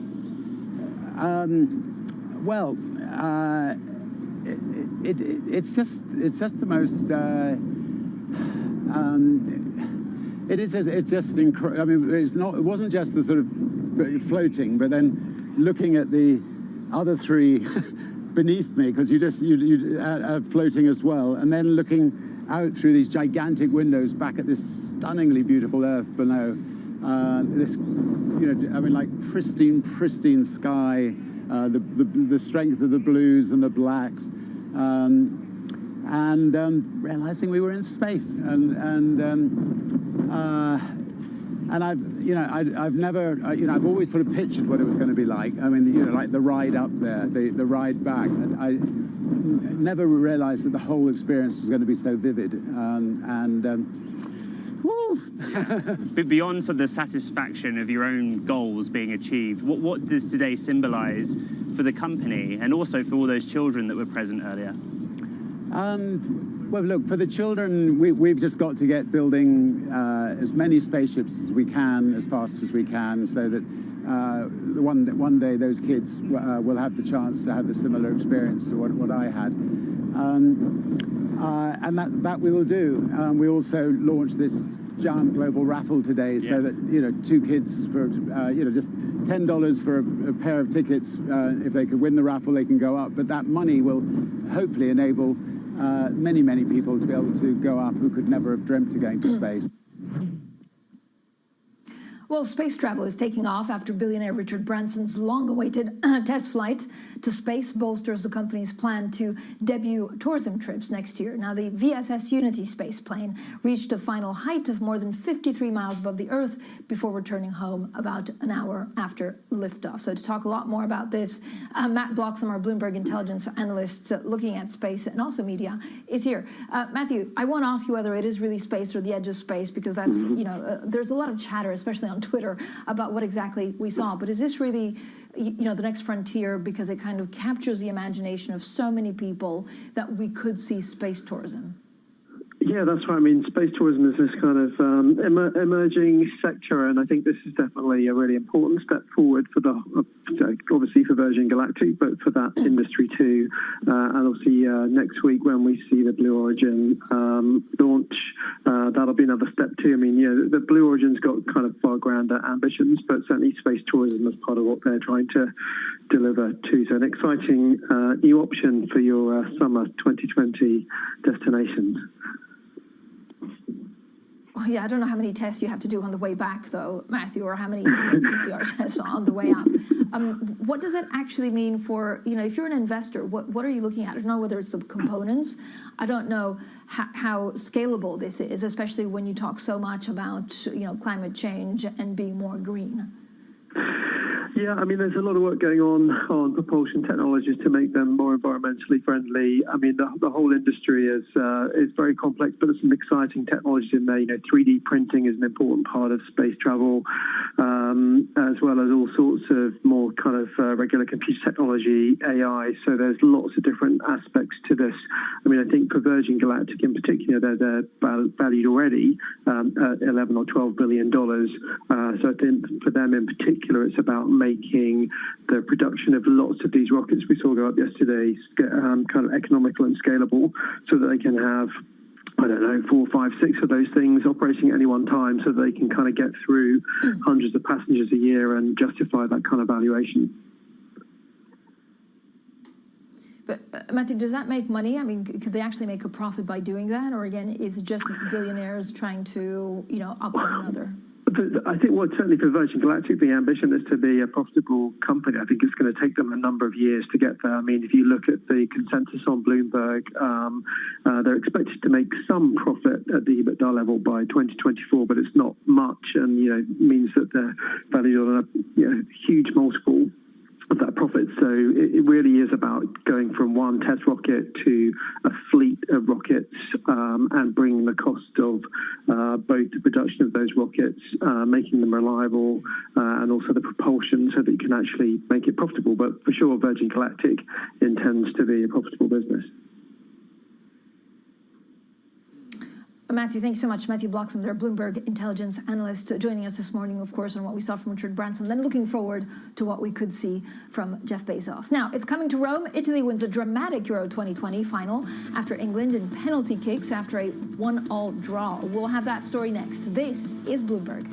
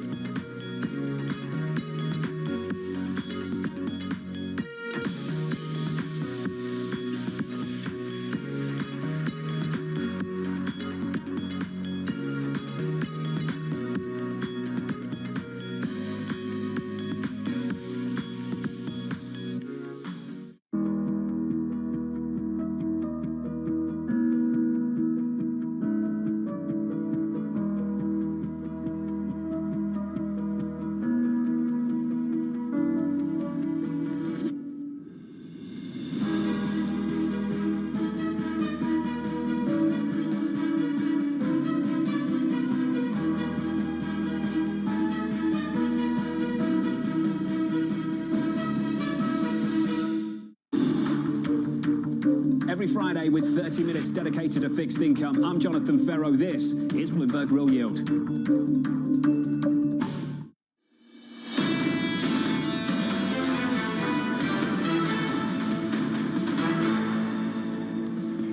Economics, finance, politics. This is Bloomberg Surveillance Early Edition. I'm Francine Lacqua here in London. Now, there is quite a lot going on, not the final or the Euros, but we heard that headline, of course, just a moment ago with ByteDance now shelving its IPO plan after the Chinese data security warning coming from politicians. Now, all roads lead to Rome. If you haven't heard yet, you must be living on Mars, but Italy won a dramatic Euro 2020 final against England in penalty kicks after a 1-1 draw. Now, let's take a look at the media reaction from both sides. Over in Italy, "We are Europe" is a headline from Il Messaggero, while Corriere goes with "We are the champions," the sign of rebirth, one country, one victory, a proof of pride. Now, a similar theme from Repubblica, proclaiming Europe is ours.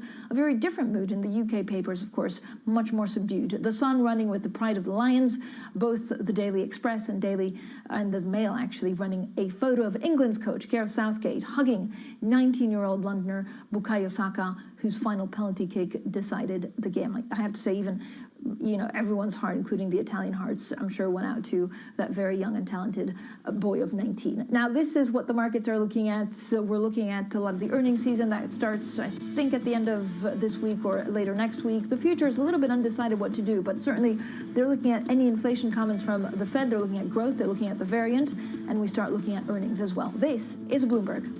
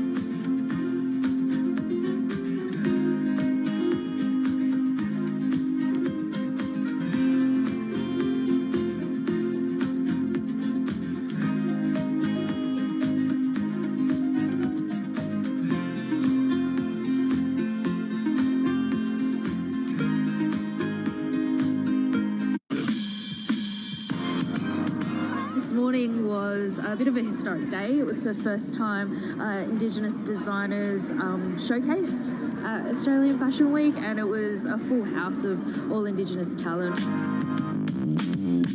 It made me so proud. Absolutely beautifully done. I mean, the designers, the pieces on there, I think just about every model or every second model was like, oh, I want that, I want that.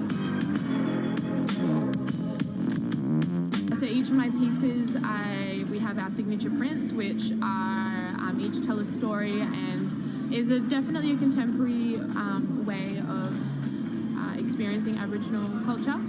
And then each of my pieces are named after, inspiring Aboriginal and Torres Strait Islander women. So when the customer buys something, they're learning about the story, they're learning about women.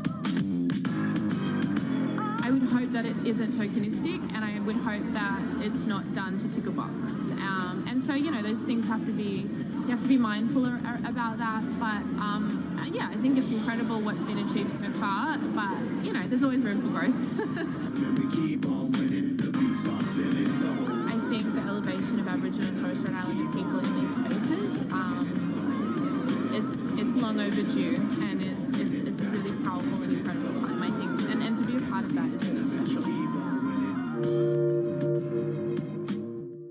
Mercedes-Benz is on a path towards CO2 neutral mobility. So we have flicked the switch there, and really we're going to step by step electrify everything. And what does that mean? Combustion engines get electrified.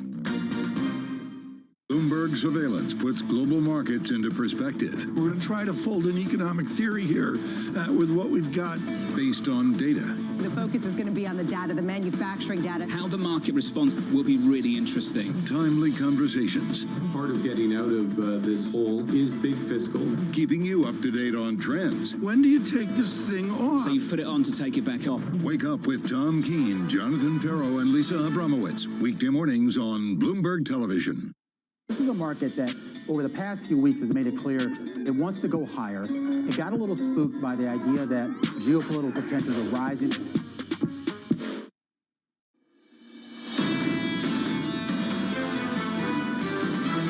given the persistence that we need to demonstrate to deliver on our commitment, forward guidance will certainly be revisited. We see the tax agreement as being strongly in the interests of all members of the European Union and the world. The threat to security is resolved by global cooperation rather than by balancing power. This is Bloomberg Surveillance, Early Edition, with Francine Lacqua, Matt Miller, and Keely Lines. It's 10 a.m. in London, 11 a.m. in Berlin, 5 a.m. in New York, and 5 p.m. in Hong Kong. On this Monday, July 12th, our top stories today. Shifting strategy. The ECB is preparing for a policy shift on stimulus next month. Francine Lacqua got the story in her exclusive interview with ECB President Christine Lagarde. Janet Yellen tells Europe, dump the digital tax. The Treasury Secretary says it would discriminate against American companies. And billionaire in space Richard Branson's flight may bolster Virgin Galactic's plan to start taking paying customers next year. I'm Danny Berger, alongside Francine Lacqua in London and Kaylee Lines in New York. Matt Miller is off today, no doubt sleeping in after that very eventful football match between Italy and England. And Francine, I'm really not sure who had more of an eventful weekend, those teams or you in your trek to Venice on more trains and more delays than I am sure you ever hoped or planned to. But you got the exclusive conversation with Christine Lagarde setting the agenda. So Francine, let me be the first to welcome you back to sad, rainy London.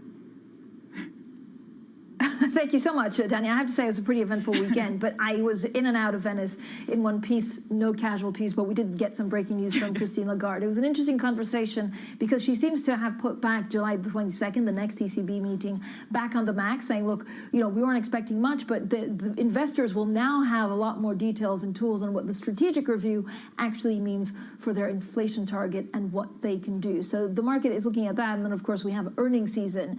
It's back. How quickly did the last one go? We're back to earnings season. That could actually move the dial a little bit later on this week. So, Kaylee, you know, with those two, and then we have a little bit of breaking news also out of China with ByteDance. Futures seem to be fluctuating a little bit.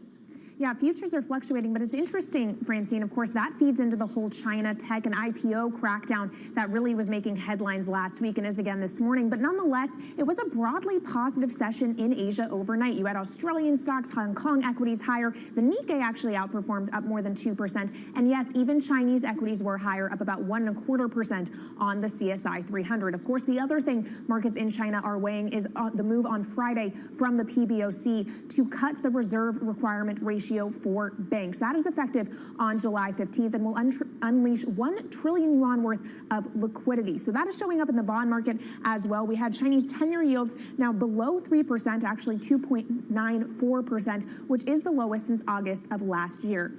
And finally, in foreign exchange, I did want to note the Japanese yen is now fractionally stronger against the U.S. dollar, sitting at 110.11. But it is really one of the exceptions in a story of broad dollar strength in the G10 space today. And speaking of U.S. assets, of course, U.S. stocks did end last week at record highs, but we are looking like we may be set for a softer open at this point. S&P 500 futures down around 8 points. Also down is the 10-year Treasury yield by about 3 basis points, 1.33%. Yes, that is off the lows we saw last week, but still more than 40 basis points below the highs of the year. And as I said, it is a stronger dollar story. That may be part of what is weighing on oil. WTI crude now off more than 1 percentage point below $74 a barrel, actually at $73.69, Danny. Yeah, when you have oil off, it's no wonder that a lot of the markets in Europe are struggling to post any gains as well, especially when it comes to the UK market down 0.5%. Of course, a lot of the oil majors live there, Kaylee. But meanwhile, we see kind of unchanged with some of continental Europe. Italy outperforming the UK. I won't read too much into that given last night's match. But anyway, we are seeing France down about 0.3%. DAX unchanged as well. So a really uneven session so far in Europe. The headline benchmark number number is up just 2 basis points. So basically unchanged as we try to figure out the different countries and sectors. Now, we are seeing both a weaker pound and a weaker euro. The weaker euro, significant here. It's only down about 6%, 6 basis points rather, versus the dollar. Of course, Francine, your exclusive interview with Christine Lagarde, really important for the direction of the euro, that dovishness sending it lower with that policy divergence. When it comes to the pound, the story had been the reopening, the lessening of restrictions come July 19th, but it is still weaker. Again, that stronger dollar that you pointed out, Kaylee, really weighing on sterling. Finally, IAG down 2.5%. Francine, the weakest sector so far today in Europe is travel and leisure, despite the fact that the UK is set to confirm today that on come July 19th, there won't be quarantining if you're fully vaccinated. You won't have to wear masks. But this just really shows us that those Delta variant concerns still are weighing on markets. Again, even on a day like today where we're going to get that easing up on restrictions. Yeah, but Danny, I mean, I'm probably one of the last people to be quarantined because it's before, although I'm double vaccinated, it's before, of course, July 19th. The mask wearing is of critical importance. The other thing, of course, weighing on the markets or looking at the markets for later in the week is that all-important inflation report. And then, of course, Jay Powell has a semi-annual testimony, I think, to Congress. Now, ECB President Christine Lagarde putting investors on notice. She says they should prepare for new guidance on monetary stimulus within the next 10 days, on July 22nd, to be exact, the ECB monetary policy meeting. She's also signaled that fresh measures may be brought in next year to support the economy. Now, we caught up with her in Venice at the G20 for this exclusive conversation over the weekend, and I started by asking about the new inflation goal. You could argue that marginally, to the extent that in the past, the inflation aim was below but close to, and that now we are saying 2%. It's marginally higher as a target, and therefore might take a little longer. But frankly, I don't think that this is what matters most. What matters most is the especially forceful or persistent, and the tolerance for, or the acceptance and the tolerance for the fact that it might result transitorily in moderate variation relative to target. So what does it change for your July 22nd meeting? Well, we have a framework. We have a new framework that is unanimously approved by the Governing Council, and we're going to look at, as we always do every 6 weeks, we're going to look at the circumstances, we're going to look at what forward guidance we need to revisit, we're going to look at the calibration of all the tools we are using to make sure that it is aligned with our new strategy. And I think that, you know, given the persistence that we need to demonstrate to deliver on our commitment, forward guidance will certainly be revisited. Does it give you extra tools? So on July 22nd, it's actually a bit, I mean, it was always a big meeting, but it's an even bigger meeting because it's not only something technically, right? It's not technical change. You know, it's going to be an important meeting because, number one, we're going to communicate differently. So what analysts, experts, journalists are going to see is a slightly different presentation of our monetary policy decision. And I very much hope that it will be clearer, simpler, crisper, to the point, and as little jargonic as possible. That's one. Two, there will be a forward guidance review, because we have to align with the strategy review that we just completed. And my sense is that we will continue to be determined by maintaining favorable financing conditions in our economies, because we want to continue to support this recovery that is underway. So yeah, there will be some interesting variations and changes, both in terms of the substance, because forward guidance has to be aligned with the strategy, and because the way in which we're going to communicate it will be, I hope, clearer than it was. Does it actually give you new tools, this strategy review? Well, in the strategy review, we do two things. One is based on the fact that our so-called unconventional tools have been effective in avoiding a complete collapse that we would have had as a result of the pandemic. We didn't have that.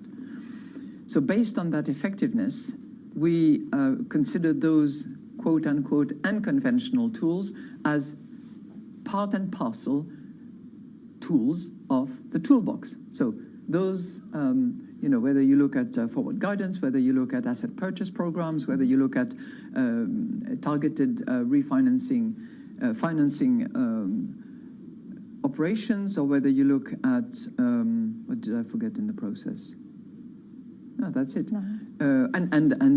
Obviously on the top of our policy rates, including in negative territory as we have it at the moment. So all that is in the toolbox. And what we do, because we are planning for the next few years, at least I hope 5 years, we are saying that we reserve the option to create new tools. So that's, yeah, it's very flexible in that respect. When's the right time to start talking about an exit strategy? Oh, not now. Now is not the right time to talk about exit strategy, because we are still forcefully delivering under these exceptional circumstances using exceptional tool, which is the Pandemic Emergency Purchase Program, which I expect to last at least until March, and possibly to transition into a new format after March. That's what we see at the moment. But I think we need to be very flexible and not start, creating the anticipation that the exit is in the next few weeks, months. No, but March. I mean, I guess the biggest concern. I don't know what your biggest concern in how we interpret central banks is that something happens, that inflation suddenly picks up and it's not telegraphed to the markets, and there's some kind of ugly event. You know what? I wouldn't be so concerned about an inflation pickup, because there will be inflation pickup for sure. We are seeing it in most advanced economies and beyond, actually, and that is something that we regard as transitory, caused by energy prices, commodity prices. We are very attentive to the supply chain to see whether that mechanism is transmitted throughout the chain, from commodities and energy to producers' prices to consumer prices, and how the margins operate. And most importantly, we're looking at wages to see whether that is going to have an impact on wages negotiations, salaries, and all the rest of it. But for the moment, we are seeing that as transitory. Well, that was the ECB President Christine Lagarde in some of our exclusive interview. Of course, we'll have plenty more on that conversation throughout the day and the hour. Now, there is quite a lot also going on, because I think we have Mr. de Guindos saying that the risks to inflation in 2021 are to the upside, but he does believe that actually everything is transitory. So, Danny, I don't know how it's playing out on the euro. I know that it moved a little bit. You're on the back of it. But again, July 22nd, the ECB statement and interest rates will be a big one. Exactly. And I think in terms of Euro catalyst, that's the one we have to look at. I think the strength in the dollar means that despite that fantastic conversation and really important for the market, we're not going to get that much movement just because of the dollar strength. And to those headlines, I would also point out, Kaylee, that Wiedemann, of course, said last week that the ECB wouldn't try to do an average inflation targeting, that even if we get that boost above to more than 2%, it's not something they're going to aim for after periods of weakness. So important to view those headlines in that context as well. Yeah, and we're just getting one from Mr. de Guindos, a new headline saying an allowed inflation overshoot will depend on circumstances. So I guess what circumstances is the question. I do want to take a quick check now on some stocks moving in pre-market trading here in the U.S. because we have to talk about space. Yesterday, the billionaire Richard Branson, founder of Virgin Galactic, was on a test flight, not technically in space, not above the Kármán line, but still he could see the curvature of the Earth. And it was a really important test flight for the company's viability of taking paying tourists to space by its target of next year. That stock is up 8.6%. Another stock that is flying, even soaring today, is SGOCO, a Chinese consumer electronics company, really a penny stock, but it is now getting touted on Reddit. It rallied 280% on Friday, and once again is up 55% in early hours on this Monday morning. But one more stock, Reddit stock, that is falling out of favor is AMC, one of your underperformers in pre-market trading, down about 1.6% before the bell, Francine.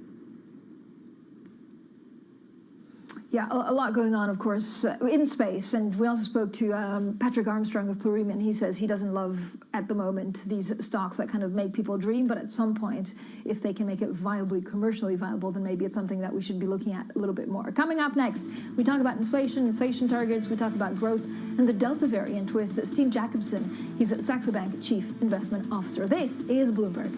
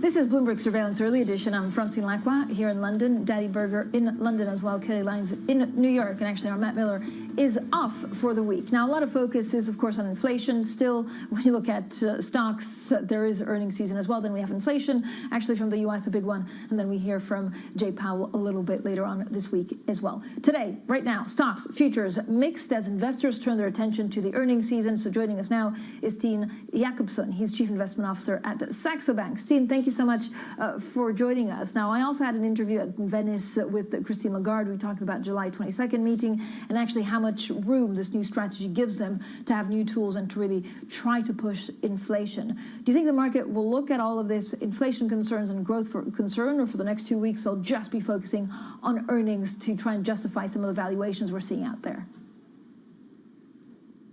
Of course, it will be on earnings, it will be on the banks this week, but overall, I think it's an interesting message, and it's an extension of what we've seen from Lagarde and to some extent every single policymaker in the world, and that is that they are going to monetize the debt that the EU will issue in terms of green bonds, and that they will replace the PEP program with something just as powerful.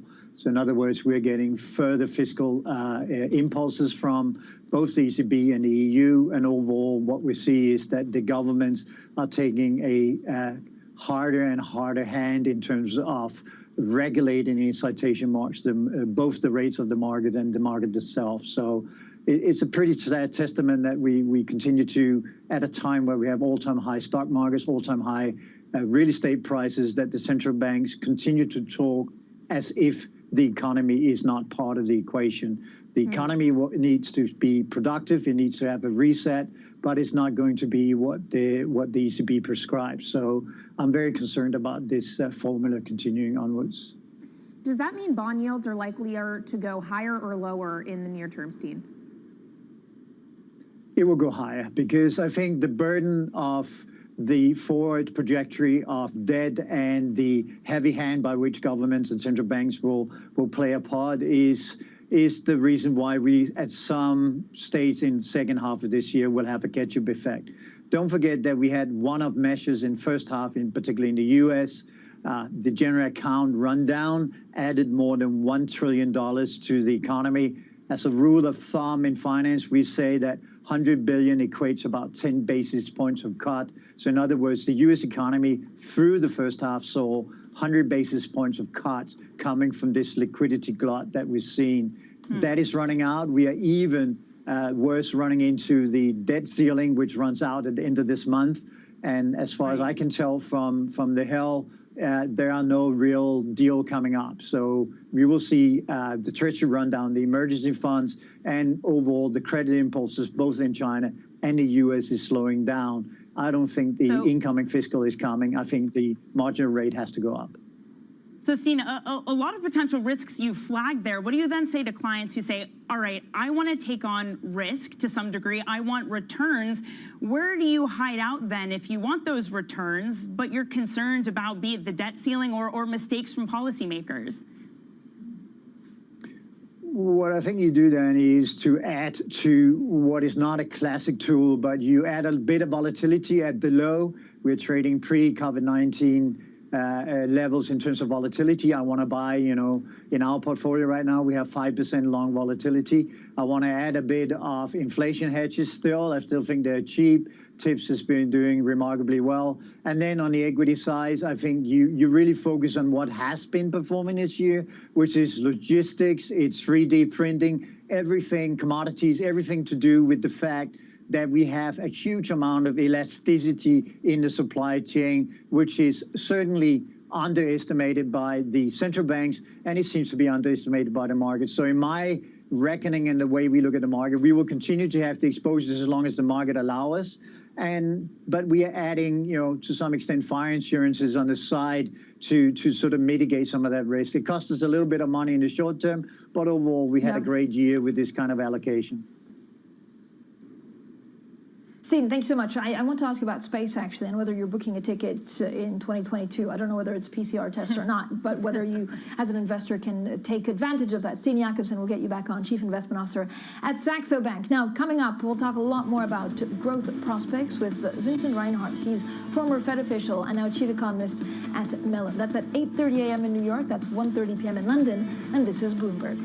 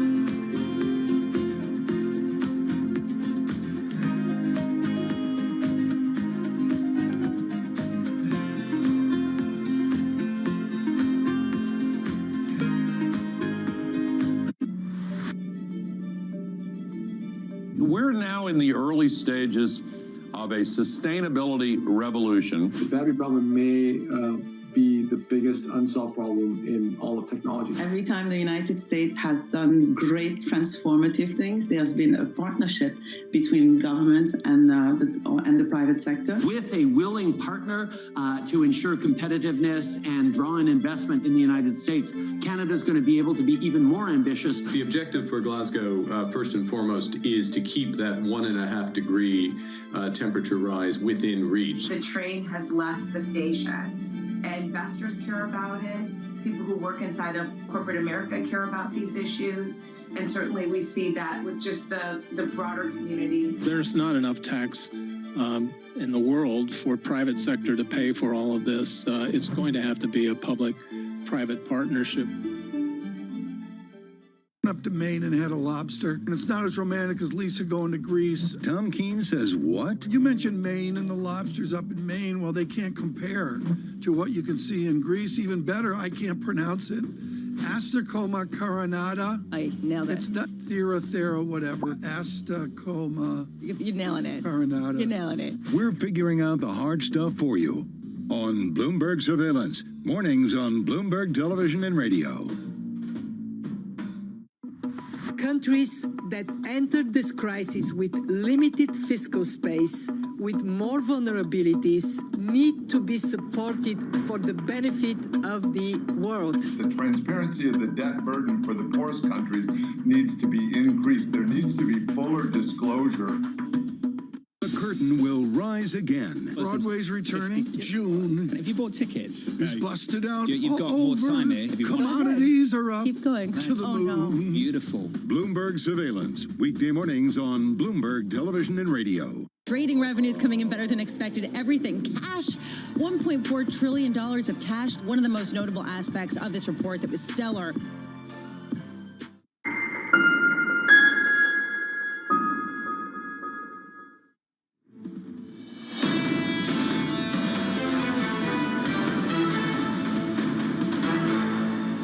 This is Bloomberg Surveillance Early Edition. I'm Kaylee Lyons in New York with Francine Lacqua and Danny Berger in London. Matt Miller is off today.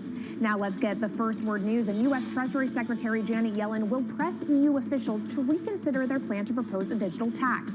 Yellen is in Brussels today and tomorrow after G20 finance ministers agreed on a corporate tax plan. The EU wants to impose its own tax on online sales. Yellen has indicated that could discriminate against American companies. In soccer, England's half-century wait for a major title will last at least a little bit longer. Italy beat England at London's Wembley Stadium 3-2 on penalties to win the European Championship. Less than 4 years ago, Italy hit one of the lowest points in its soccer history by failing to qualify for the World Cup. And coming up, we'll talk to Alexander Stubb. He is the former Prime Minister of Finland for more on that corporate tax plan. This is Bloomberg.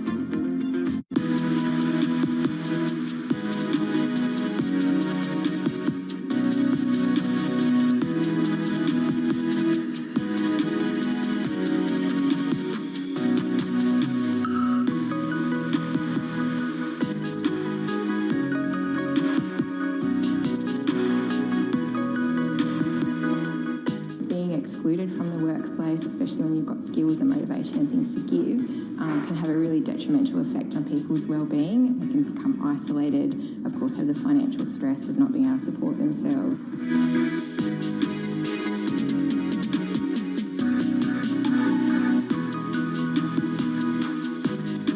That might be their first entry into the broader community where you're building relationships with workmates, and so that's your exposure to culture and you're starting to feel like you belong.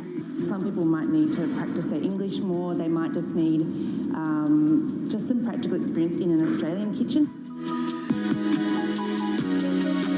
I have not from Australian friend now, but in the kitchen I have many friends.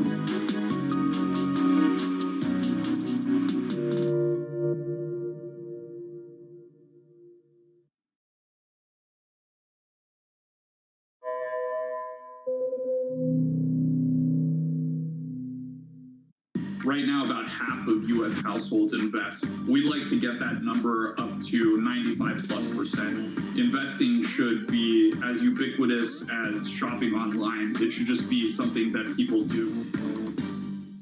It's really a reminder, isn't it, just how sensitive the markets are to any commentary about trade. We did see some pressure on the yuan, we did see some pressure on the futures. That is now being reversed.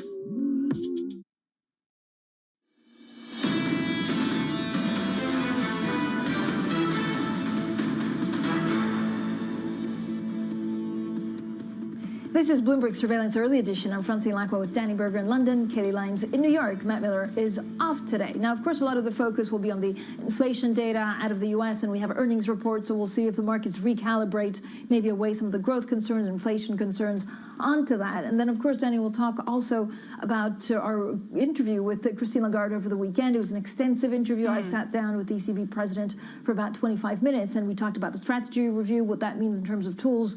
And then we also talked about how much more green bonds she can purchase through part of, again, this new strategy update. Right, and I would point out we are seeing yields move lower basically in all of Europe today. We have a German 10-year yield that's at negative 31 basis points, and our MLive team points out, Fran, that that's really consistent with what you spoke about with Madame Lagarde, that we're going to have this policy change, that there's more accommodation. So we're definitely seeing that trickle through markets, not just what it means for Europe, Francine, but the entirety of central banks. Do they need to start looking at possibly easier policy as Delta concerns really sweep the globe? Yeah, and I think Madame Lagarde said something about, being cautiously optimistic about the future, but certainly because of the strategic review, she could have a little bit more to play with to try and achieve that 2% inflation goal. Kaylee, what else are you seeing on the markets? Well, in the equity market, Francine, we are a bit on the back foot. In Europe, we can't seem to gain any kind of traction on the stock 600. Right now, the index is fractionally lower, although it is off session low, still down by a little less than 0.1%. And here in the U.S., after record highs to end the week last week, futures are pointing to a lower open. We're down about 8.5 points on S&P 500 E-minis. Danny was talking about how yields are moving lower in Europe. That is also the case here in the U.S. The 10-year Treasury yield now down about 3 basis points, sub 1.33%. We are a far cry from the highs we saw at the end of March. And then I also wanted to point out copper. Futures down about 0.7%. This likely has a lot to do with fears about a growth slowdown in China and what that is going to mean for demand.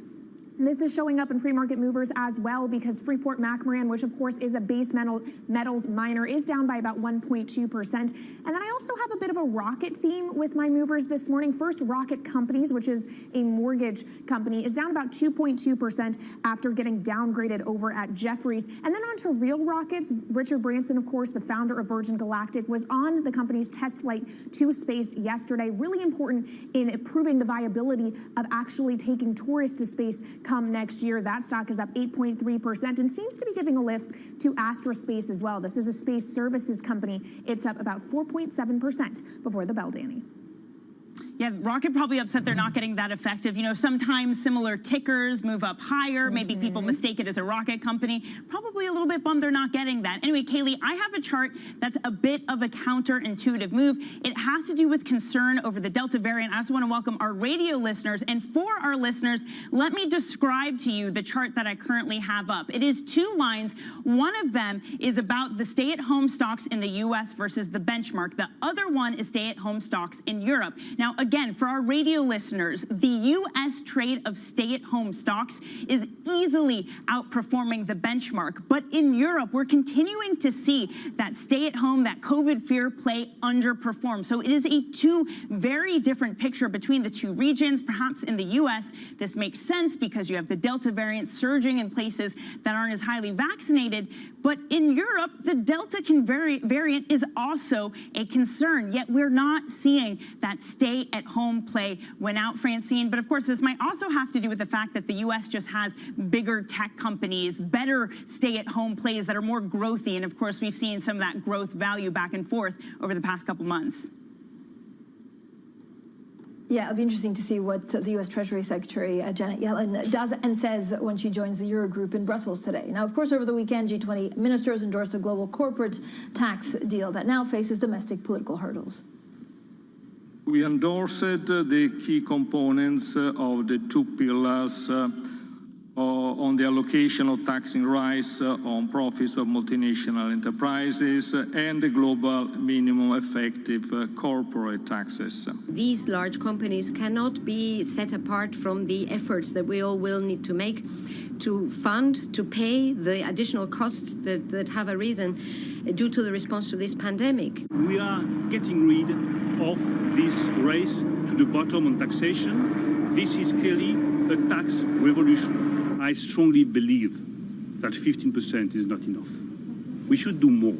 We continue to try to understand the reservations that countries have that have not signed on. In some cases, I believe they can be addressed, and in the run-up to the Leaders' Summit in October, we'll be trying to do that. Well, joining us now to talk about the G20 and, of course, to talk about this tax deal, Alexander Stubb, director of the School of Transnational Governance. Of course, Mr. Stubb served as Prime Minister, Finance Minister and Trade Minister of Finland between 2008 and 2016, and more recently was also Vice President of the European Investment Bank. So, Alex, as always, thank you so much for joining us. And what a treat a day after the Euro final, but we need to talk about the tax deal first. If we have a digital tax deal that is really implemented, because we're right at the beginning of the timeline of when we'll see something significantly changing. Does it actually change the dynamic in a lot of these economies, or do you think it'll be pushed so far away that we won't actually get anything tangible?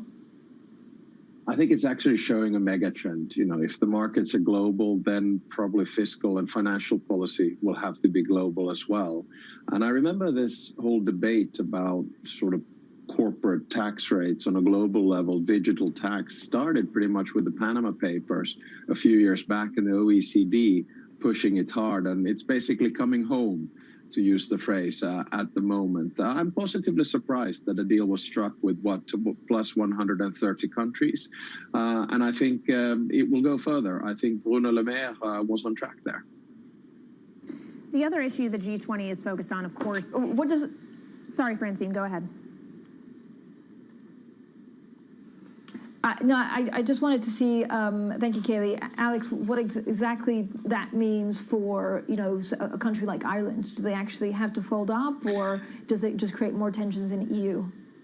Well, I guess the case here is pretty much that you have the better part of 132 countries that have signed on. Inside the European Union, you have a couple of countries who are quite reluctant, for obvious national reasons, Ireland being one of them, Estonia, and then Hungary probably for rather different reasons. But at the end of the day, I think the mega trend is very clear right now, and the peer pressure is so strong that it's going to be virtually impossible for any European state as such not to sign on to this. So I think the direction is clear. There are just a few member states who are a little bit reluctant to the bitter end. Mr. Stubb, Kaylee here in New York. Apologies for the little mix-up there. The other issue at G20, of course, other than taxes, is climate policy. And when it comes to the carbon border tax, the EU says they're going to push ahead. The IMF says that's a protectionist policy. They're more in favor of a proposal like France's, which is just a floor price for carbon emissions. Which do you think would actually be more efficient and more fair?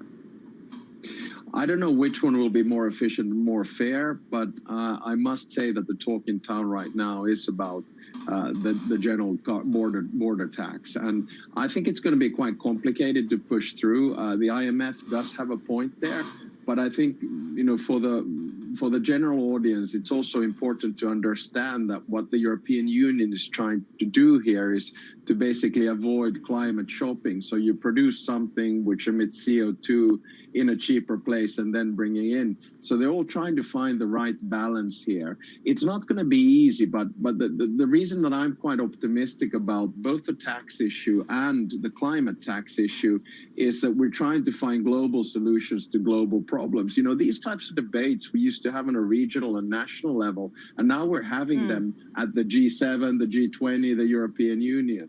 So the direction is clear. So is peer pressure, in your view, enough then? You say that will bring Ireland, Hungary, Estonia to the table. Does anything else need to be offered to them to get them to agree to this tax? Well, in my experience, it's always a two-level game or negotiation.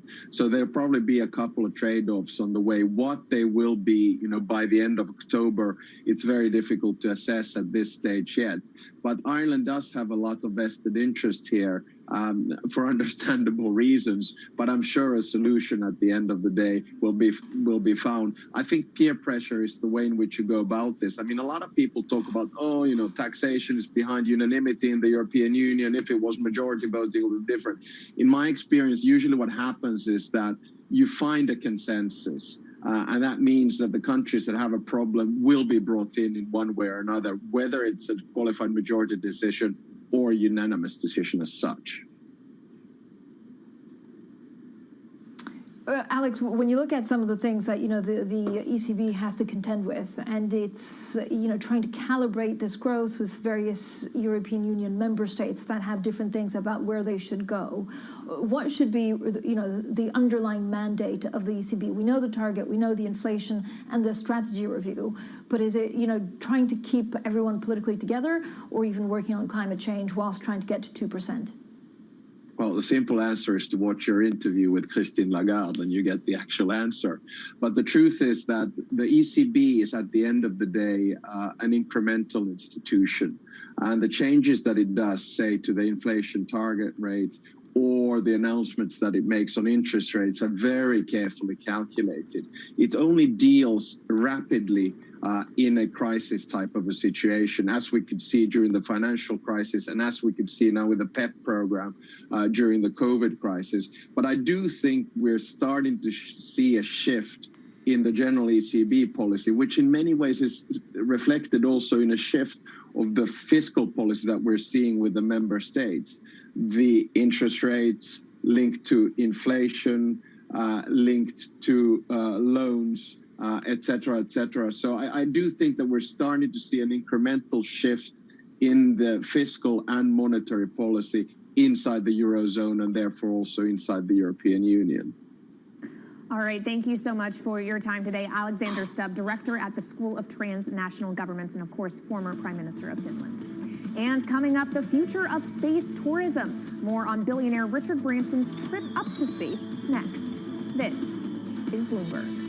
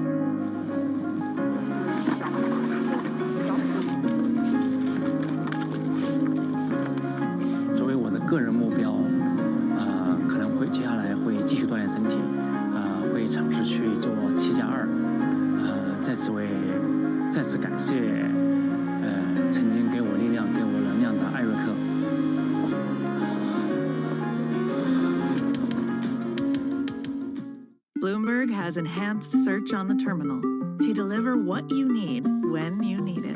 Now, you can simply type phrases in everyday English in the command line. Compare financials. Find people. Analyze markets. You can enter phrases or ask questions. What do you want to know today?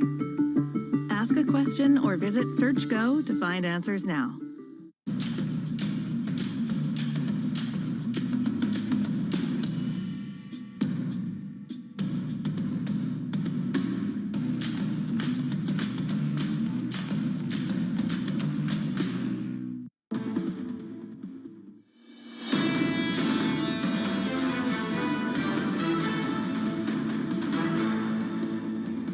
I've been practicing some words to say to kids down on Earth for some time, and once I'd done those words, just being able to unbuckle and then just take off and look out at these massive windows. By then the spaceship was upside down, and take in the Earth from space. It was something I'd dreamt of since I was a kid, and it was completely and utterly awesome. Billionaire Richard Branson there, totally awesome. Speaking yesterday after he made history as one of the first non-astronauts to actually experience space flight and, of course, also weightlessness. The successful test of the first Virgin Galactic's Unity spaceplane bolsters the company's plan to debut tourism trips next year. To talk about this a little bit more, it's really captured the imagination of so many people, although not without courting some controversy about whether it was really space or just below, is Matthew Bloxham, Bloomberg Intelligence analyst. First of all, Matt, good morning. Is this a vanity project, or can they actually make money out of it? No, definitely much more than a vanity project. Certainly Virgin Galactic is looking to be a profitable endeavour. Over the midterm, there's still a long way from that. Still huge amounts of investment to go into it. But, I think this definitely takes them a big step forward. As you said, they're hoping to start clearing that backlog of 600 or so customers have already paid for their trip next year, and expand the fleet of rockets we're seeing on screen there right now. So it becomes a kind of a large-scale space tourism business. And of course, Jeff Bezos is in on this as well. His flight, which he obviously, Richard Branson beat him to the punch on, will take place on the 20th, so about 8 days from now. How could it look different? Yeah, I mean, for a start, it's quite a different vehicle, whereas the Virgin Galactic is launched from an aeroplane, as we saw. The Blue Origin New Shepard is a more traditional rocket, if you like, with a capsule on top. But similar in terms of it's a suborbital experience, 10 or so minutes of weightlessness.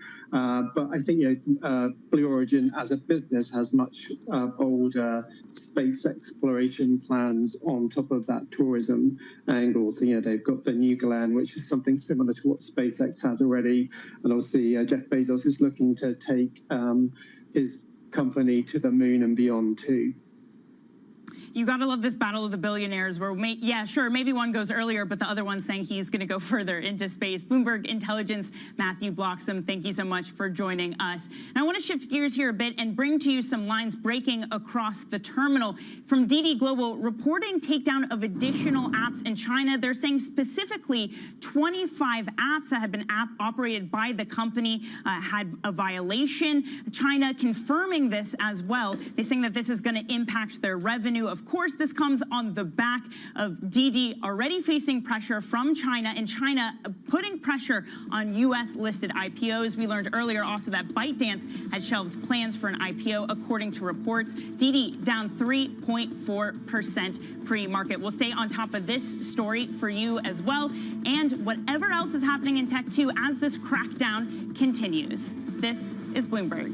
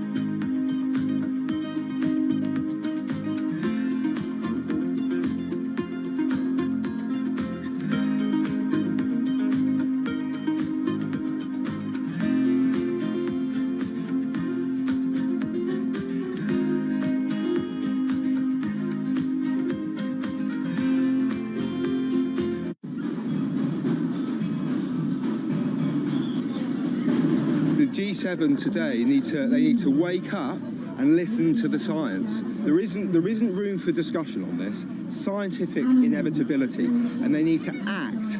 They don't need to talk anymore. They need to just act. Climate change has been on the agenda of the G7 since maybe 2003.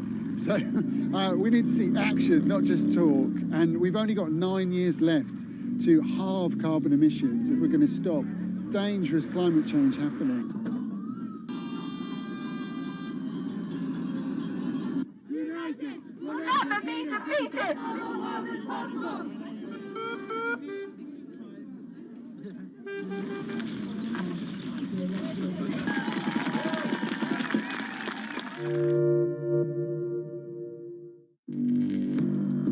Access the financial world on demand. Hear from leading economists, policymakers, and industry experts via live and on-demand webinars, only from Bloomberg. Start exploring to see what's moving the markets. Visit Bloomberg.com/webinars. This is a market that over the past few weeks has made it clear it wants to go higher. It got a little spooked by the idea that geopolitical tensions are rising.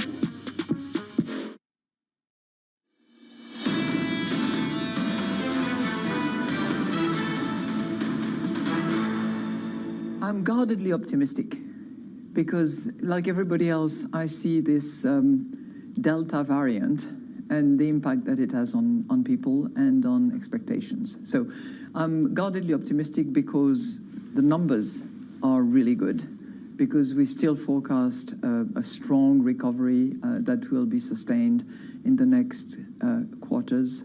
We have, as you know, revised our assessment of risk, and we see them as much more balanced than ever before since the beginning of the pandemic. But of course, we see that uncertainty on the horizon, which is caused by this Delta variant, which needs to be tamed with accelerated vaccination.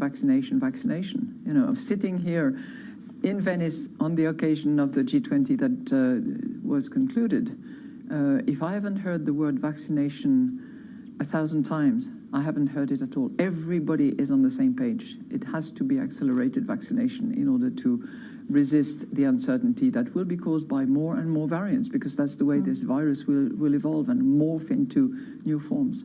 And so was there a lot of worry in the G20, and are you very worried that actually another variant, or even this variant, scuppers the recovery? Could we actually deviate, or would it just take longer to have the same kind of recovery?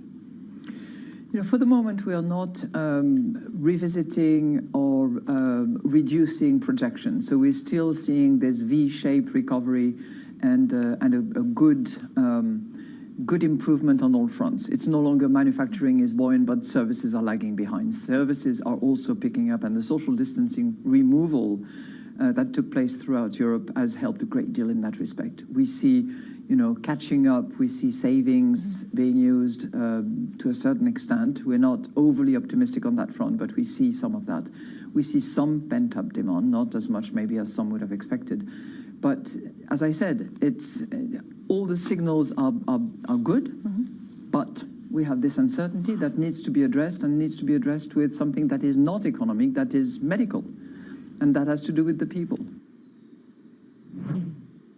Well, that was part of our exclusive conversation with ECB President Christine Lagarde at the G20 in Venice. I have to say, Tom, you were missed. Our Tom Keane, co-anchor of Bloomberg Surveillance, joins us now. And Tom, it just kind of reminded us when we were on the road for the IMF. If you speak to different factions, then, you know, some are focused, of course, on inflation, the others not. But it was a nice overview on what the strategic review means for the European Central Bank. Francine, it's just great how you jump over the elephant in the room. Did I get the memo that we were going to Venice? Wonderful trip, and I hear it moved the market as well, the conversation. It was a harsh assignment. With Lagarde there. I think it's an inflation, and frankly, Francine, it goes back to the Hotel Danielle and, you know, the 14th century, the Dandolo family and that is a fear of inflation. Let's look at what Lagarde is afeared of, And I would also suggest the Germans may be leading the way there. A spike up in inflation, EU inflation. Frankly, the U.S. looks much the same, except EU has touched near the zero bound 1, 2, 3, 4 times in recent history. And the Finman of Germany, Francine, suggesting that they are monitoring inflation at the Bundesbank.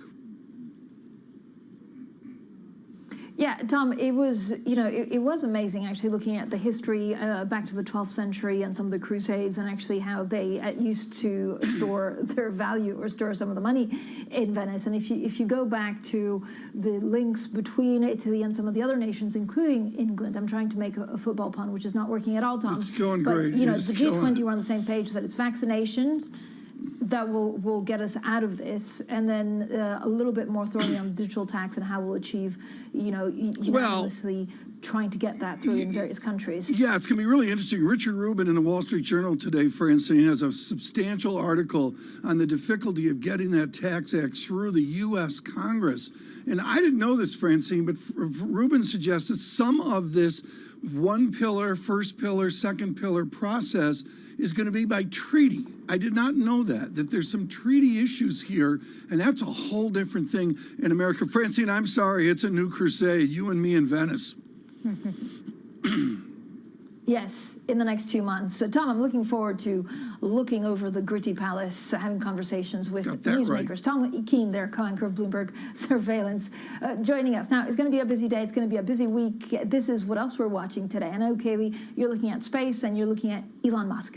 Yeah, I'm looking at Elon Musk for two reasons, Francine. One is that he's going to be testifying in a court in Delaware today, trying to defend Tesla's acquisition of Solar City. Really, the question being, did he control that transaction and use it as a way to benefit himself? But the other reason I'm watching is I cannot get the image of Richard Branson and Elon Musk standing together in a kitchen yesterday at 3 a.m., Elon Musk barefoot. I love, Danny, a billionaire space entrepreneur bromance. I know, and the best part of the picture, it's hard to see there because it's at the very bottom, is that his jeans go over his heel. Yep. And as someone who's very short and has to get every pair of jeans taken down, I totally feel that. Anyway, Kaylee, I'm watching Didi, these reports that they've taken down additional apps in China. 25 apps so far, Francine, so that's the continued impact here. Yeah, I'm also looking at the Eurogroup over there in Brussels. Our Maria today is all over that, and Janet Yellen will also be there. This is Bloomberg.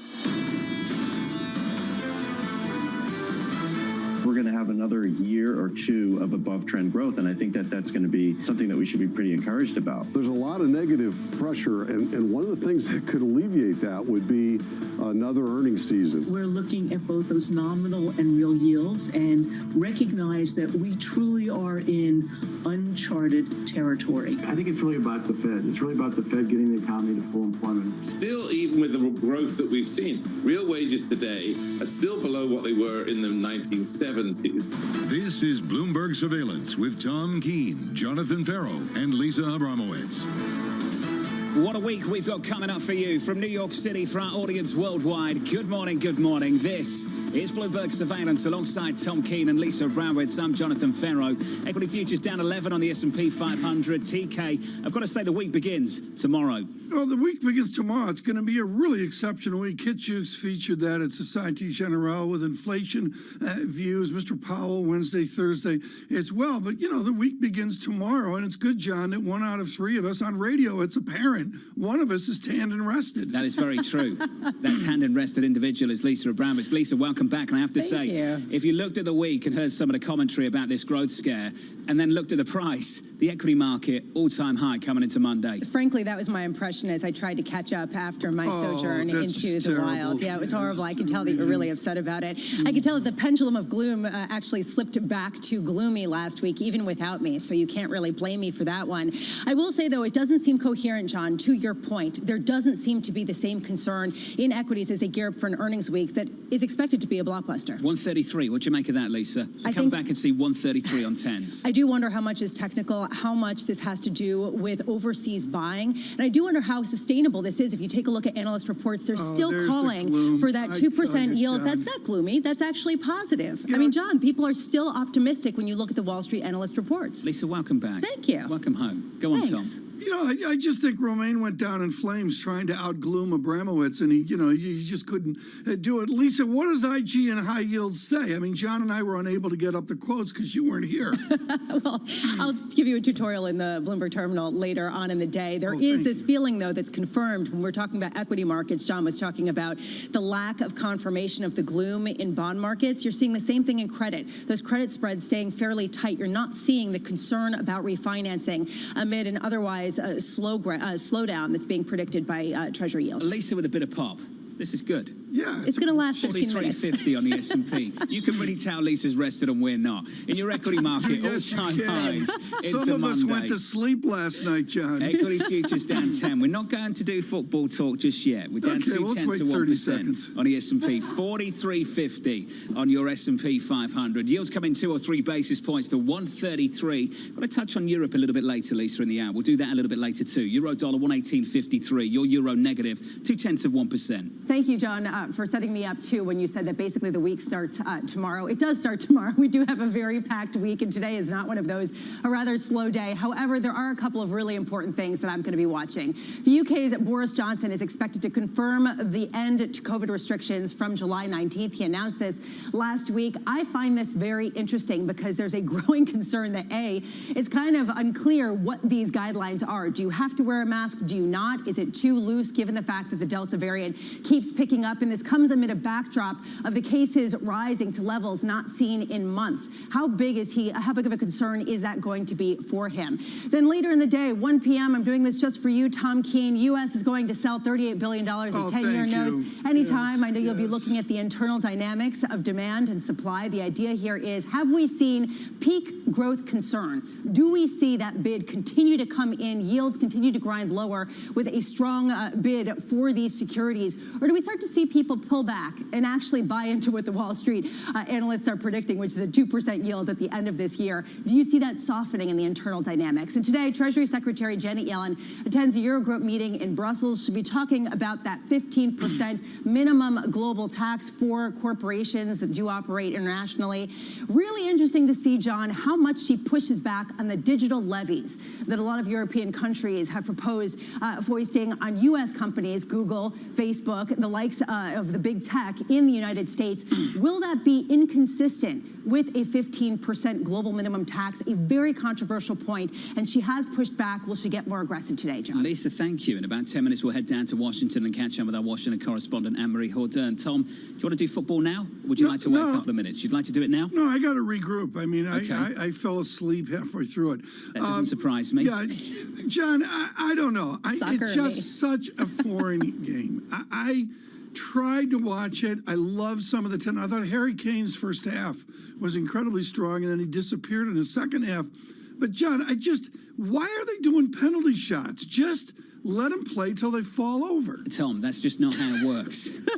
I understand the pain of a penalty shootout. First of all, congratulations to England for getting so far. Just a highly likeable football team for the English national team, one that I don't think we've had for a long time. Yeah, it's going to hurt those young players to miss those penalties, but we've seen that many times before, and we've seen those players bounce back. I think of Stuart Pearce in 1990 missing a penalty, scoring in 96. Roberto Baggio missing a major penalty in 1994, coming back in 98 and scoring a penalty himself. Yeah. It's really, really tough. So congratulations to England, and they've got so much to be hopeful about over the next year or so, John, going into the World Cup. It was really evident that Italy was a better team. Why was Italy better? In terms of possession, I think that comes down to Marco Verratti and Jorginho. I just think they dominated the midfield, and you saw that, and tactically, they just had the edge on Southgate. I think Gareth Southgate's put together a wonderful team, Tom, but if I was going to push back on anything, and who am I to comment, I think there is so much fantastic attacking talent in that English squad that I would like to see more of it in the next tournament. That would just be my only takeaway, just a fantastic lineup of young attacking talent, and we didn't see enough this tournament. Andrew Slyman's waiting to come on. I want to get to that. But, the way I look at it, John, is Calvin Phillips of Leeds. But he didn't get to play football, did he? He had one good kick. He and Gareth would really look together as the duo bun attack for Tottenham. There we go. You want to do haircuts? No, I just think, Phillips was the bright light on the field for me. Congratulations, Italy, as well. Was that good, John? Did I sound like I knew what I'm talking about? Yeah, that was 5 minutes what of just I learned TV and radio magic. John, the balance, and Andrew Slyman will go with me on this. The balanced cocktail for that match was a Negroni with a good British gin and the Campari on the side. Tom, I figured you fell asleep, not because of the game, but because of the drink. Don't worry, I knew that. Fourth one. Andrew Slyman joins us right now, Morgan Stanley Investment Management Senior Portfolio Manager. Andrew, let's forget the football and look ahead to the week ahead. We've got the earnings. We've got the data tomorrow, CPI. Got Chairman Powell's testimony in the middle of the week going out to the back end. What are you going to be focused on this week, Andrew? Well, I mean, your conversation's so entertaining. Keep going. But anyway, so I think this week, look, the reason why the market's at an all-time high is pretty straightforward. Rates are low and earnings keep coming in strong. And it's really hard to get a big correction when companies continue to beat and guidance goes up. So earnings revisions are positive, and rates, whether it's 1.25, 1.5, I just think it supports equities at these levels. So as long as that continues, that's fine. Now, if we get a very, very strong CPI print, which is coming this week, that could unnerve the market. But I think earnings are going to continue to come in. So far, it's been a continued strong earnings season. Andrew, you and I have never seen a boom economy like this. What does a boom economy do to the two parts of the revenue line, the unit dynamic and the price dynamic? Yeah, on the surface, I think it would be easy to say, well, revenues will come in, but costs are going up, and that's going to squeeze margins. But so far, that scenario hasn't played out because people are passing on cost. I was with someone who owns a consumer product company, and he said, boy, our chemical inputs are going up, but we're passing it through, and our retailers are letting us raise prices. So I just think Americans are flush with cash, and we're paying the higher prices. Andrew, it does seem like the smaller companies, though, have suffered more in their inability to pass along some of these price increases. There was actually a story in the Wall Street Journal talking about how the supply chain kinks are affecting those smaller businesses more. Does this sort of reconfirm that big tech play, the secular large companies taking over and being dominant, that is the place to go, as you've seen the shift back to that in recent weeks? Well, yeah, but I'm not. Yes, I think long term that's a very valid scenario. But I do think it swung too far the other way. I do think, what rates went to 1.75%, it was inevitable we were going to 2. And then, Lisa, while you were gone, I hear what you said, but I heard a lot of people saying 1% on the 10-year. And so I think we've just swung in that scenario, 1%, big tech does well. I think we've run too far the other way. Some of these big techs are, stretched. They've done very well, and I think this is an opportunity to say, hey, maybe the economy is better than what recently the bond market's been saying, and maybe it's a chance to pick up some of those financials and some of the energy stocks. I think is very intriguing here. Andrew, it's good to see you, sir. Thank you. Andrew Seaman of Morgan Stanley. Guys, I think the question we've got to ask continuously is why you shouldn't just buy the index here. Why guess the game? Why try and be a bond market strategist in a world like this when it's so difficult, Tom, to call the bond market? We do this with respect. It's a real Bloomberg policy. This started with Matt Winkler, that we just look at the research, John. We look at the statistics. That's really the foundation of our shop and why people watch and listen. And if you look at the statistics right now over any timeline, that is a difficult conversation. Well, let's talk about how difficult it is right now to call the bond market, just to give people an idea.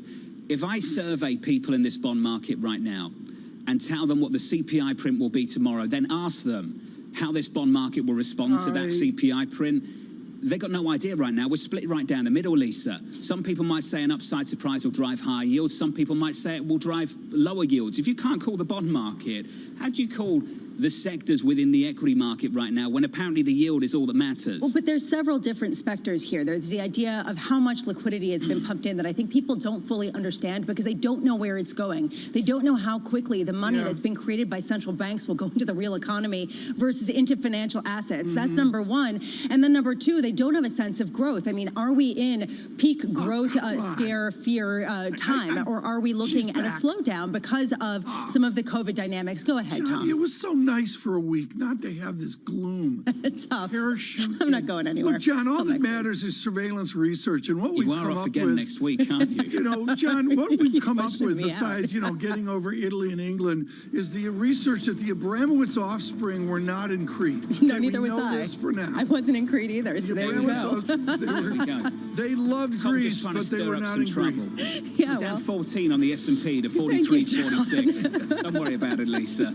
Equity futures negative on the S&P, positive on the NASDAQ, up about 1/10% there. Yields come in a couple of basis points, 133.26 to kick off the trading week stateside. From New York, this is Bloomberg.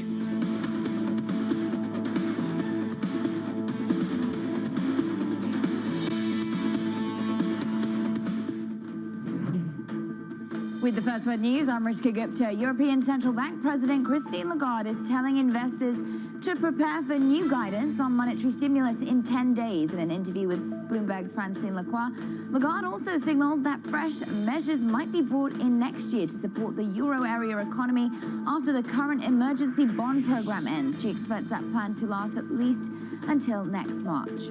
In Cuba, state-run media has acknowledged the outbreak of anti-government demonstrations. Cuba has faced growing hunger after its economy was hit by a slump in tourist revenue since the pandemic struck. The government blames the protests on U.S. agents and what it calls neoliberal opponents. And billionaire Richard Branson and his Virgin Galactic company have boosted their plan to begin tourism trips into space next year. Branson and 5 of his employees rocketed into space from a carrier aircraft high above New Mexico. They reached an altitude of more than 53 miles above the Earth before the plane glided back down. Flipkart's completed a fundraising round valuing the Indian online retailer at $37.6 billion. The company's main owner, Walmart, joined investors, including SoftBank, in putting in $3.6 billion. Walmart bought a majority of Flipkart 3 years ago and had... Let's get some hotcakes and, the menu suggests a cinnamon roll with your meal. How do they know what people like? How do windmills power people's houses? How are we watching the slide? Caution, objects on the road ahead. How did it know that? We made it. Wow, how did you find out about this place?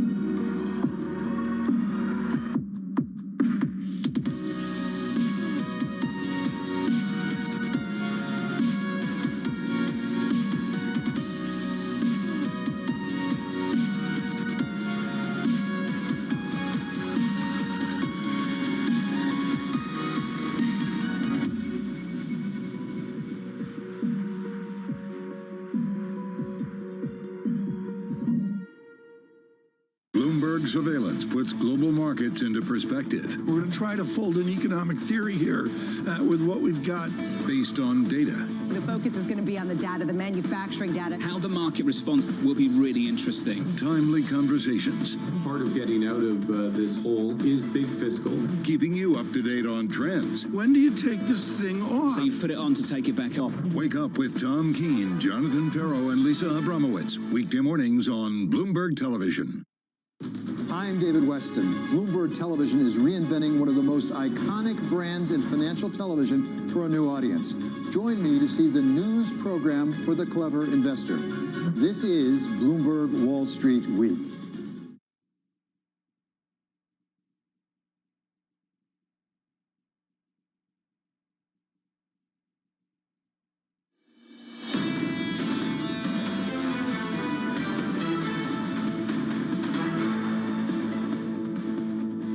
This deal will end the race to the bottom. Instead of asking the question, who can offer the lowest tax rate, it will allow all our countries to compete on the basis of economic fundamentals, on the skill of our workforces, our capacity to innovate, and the strength of our legal and economic institutions.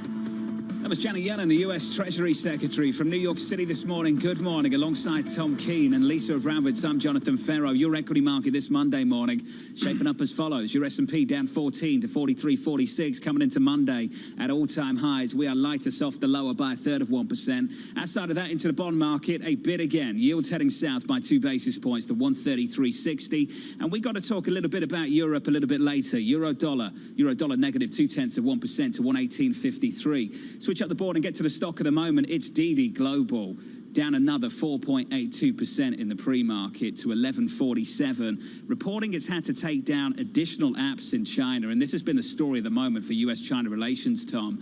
Just amazing to see this company tap U.S. capital markets for several $1 billion and then bang, clamp down on the regulatory basis over in China. Well, let's pause on this quickly, John. I mean, how do the American banks respond to this? I'm not sure I have an answer. We haven't seen, Tom, and I don't know, but we know how other companies are responding. Yeah. The likes of ByteDance, reportedly, according to the Dow Jones, Lisa, according to the Wall Street Journal, they're pulling their IPO. They don't want to necessarily tease the People's Bank of China or the China regulators to actually get involved. The concern that perhaps the U.S. could take some of their information or get access to some of their data, and China trying to prevent that, highlighting, the concern here with the capital markets. TKDD down almost 5% at the pre-market. We'll continue to watch that through the morning. Red and green on the screen. NASDAQ leads the way with everything else a little bit red. Greg Villiers, calls it a crucial week in Washington. It really begins a crucial, let's say, 6 weeks of heated debate over a set of issues. Anne-Marie Horton's eyes have glazed over, not because of the issues, but because her Italy took the trophy. She joins us right now about all that we see here on Washington as well. John, do we need to go to that? Because this goes, John, this headline breaking right now, John, goes right to my question for Anne-Marie. John, bring that headline in. I think we have to bring this headline into the conversation, Tom. The EU will postpone a digital levy and a push for a global tax deal. And this is something the United States, this administration, the previous administration, have been pushing the Europeans to do, to push this to one side. Really important, Anne-Marie. This goes right to the Richard Rubin essay in the Wall Street Journal over the weekend. I thought it was really complete about, you've got to be kidding me. This thing's got to get through Congress. I mean, it's like the League of Nations. They're not going to do it, right? Yeah, it's the two pillars really that he's talking about in this Wall Street Journal sum of what happened over the weekend and what potentially could Congress get through. Maybe that 15% global minimum tax. That seemed to be what Treasury Secretary Janet Yellen was alluding to. But then that other pillar, which goes to what's going on with the EU right now, the one that's more about the digital tax, that potentially needs 2/3 of Senate approval. That would have to change international treaty. Can that get done? There are a ton of questions that lie ahead for this. John, this is the key distinction for me. The idea of reconciliation, majority vote takes it, versus treaty, which is, I believe, 60 votes. John, that is a really difficult challenge, frankly, for any president. It's a really important distinction. The other issue as well, Anne-Marie, is that the Europeans are still set to go their own way on a digital tax, aren't they? What can stop them?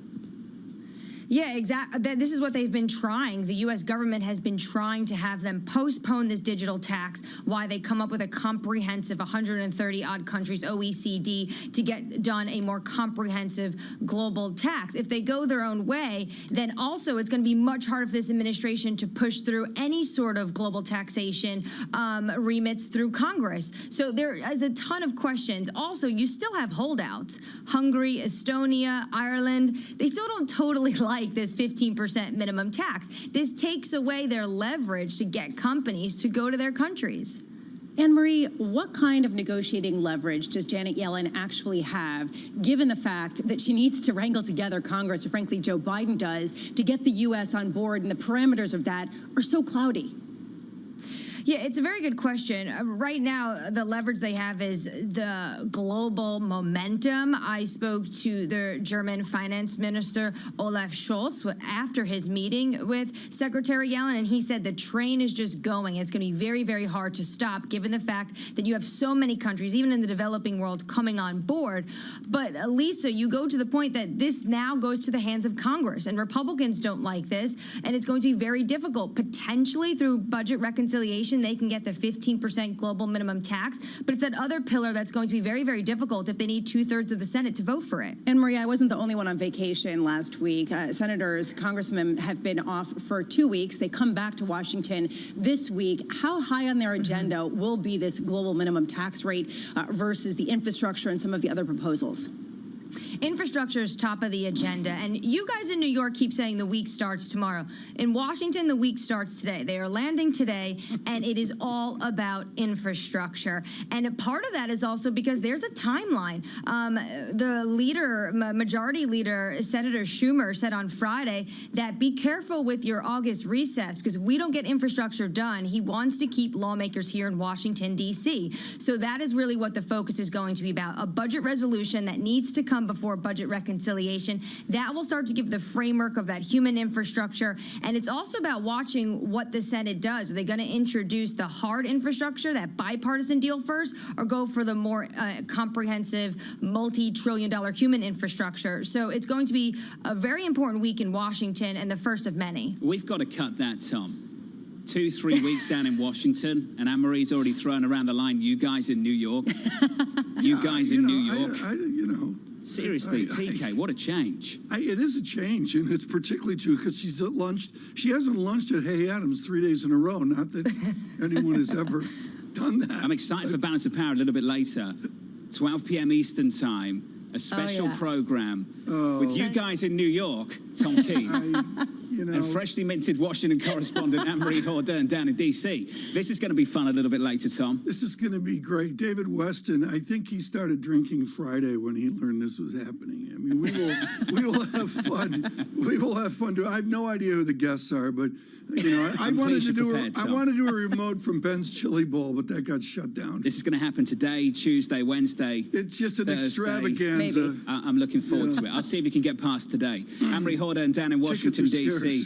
Anne-Marie, thank you, our Washington correspondent, with Tom Keene coming up at midday, 12 Eastern on Balance of Power. Lots to talk about, John. Looking forward to that. Yeah. That's right, Tom. Looking ahead, 43.45 on the S&P. We're negative 15 on the S&P 500. A little bit of a lift, up a little more than 0.1%, and your why can be found once again in the bond market. 133.43. Yields are in, treasuries are firmer, and that seems to set us up every single day, Lisa, for what happens in the equity market. Yeah, negative real yields going more negative. The idea here that people are not expecting that bid to end anytime soon. Just coming off all-time highs on the S&P 500 from New York City alongside Tom Keene, Lisa Abramowitz. I'm Jonathan Ferro. For our audience worldwide, counting you down to when the week begins in New York. For you guys in New York, Tuesday with CPI and JP Morgan bank earnings. From New York, this is Bloomberg.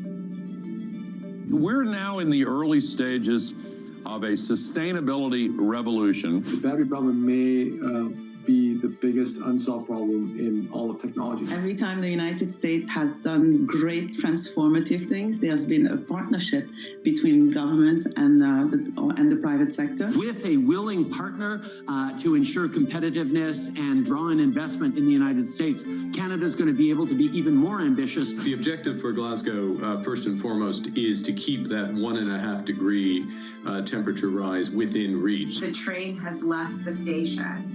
Investors care about it. People who work inside of corporate America care about these issues. And certainly we see that with just the broader community. There's not enough tax in the world for private sector to pay for all of this. It's going to have to be a public-private partnership.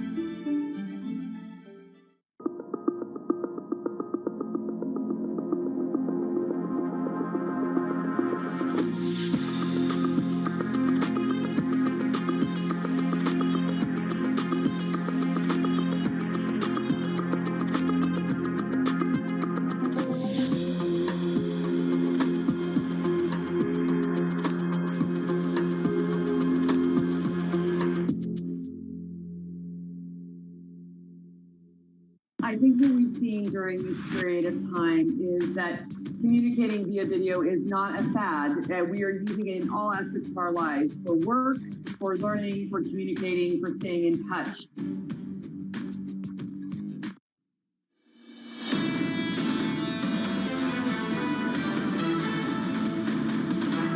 Live from New York City for our audience worldwide, here's the price action this Monday morning. Good morning. Coming off all-time highs, coming into Monday, 43.46 on the S&P 500, just a nudge lower. We head south by about 1/3 of 1%. We head north on the NASDAQ 100 by a little more than 1/10 of 1%. The clue is in the bond market, and I'll get to that in just a moment. For the week ahead, it is about the bank earnings, and they start tomorrow with JP Morgan. Switch up the board and get to the bond market.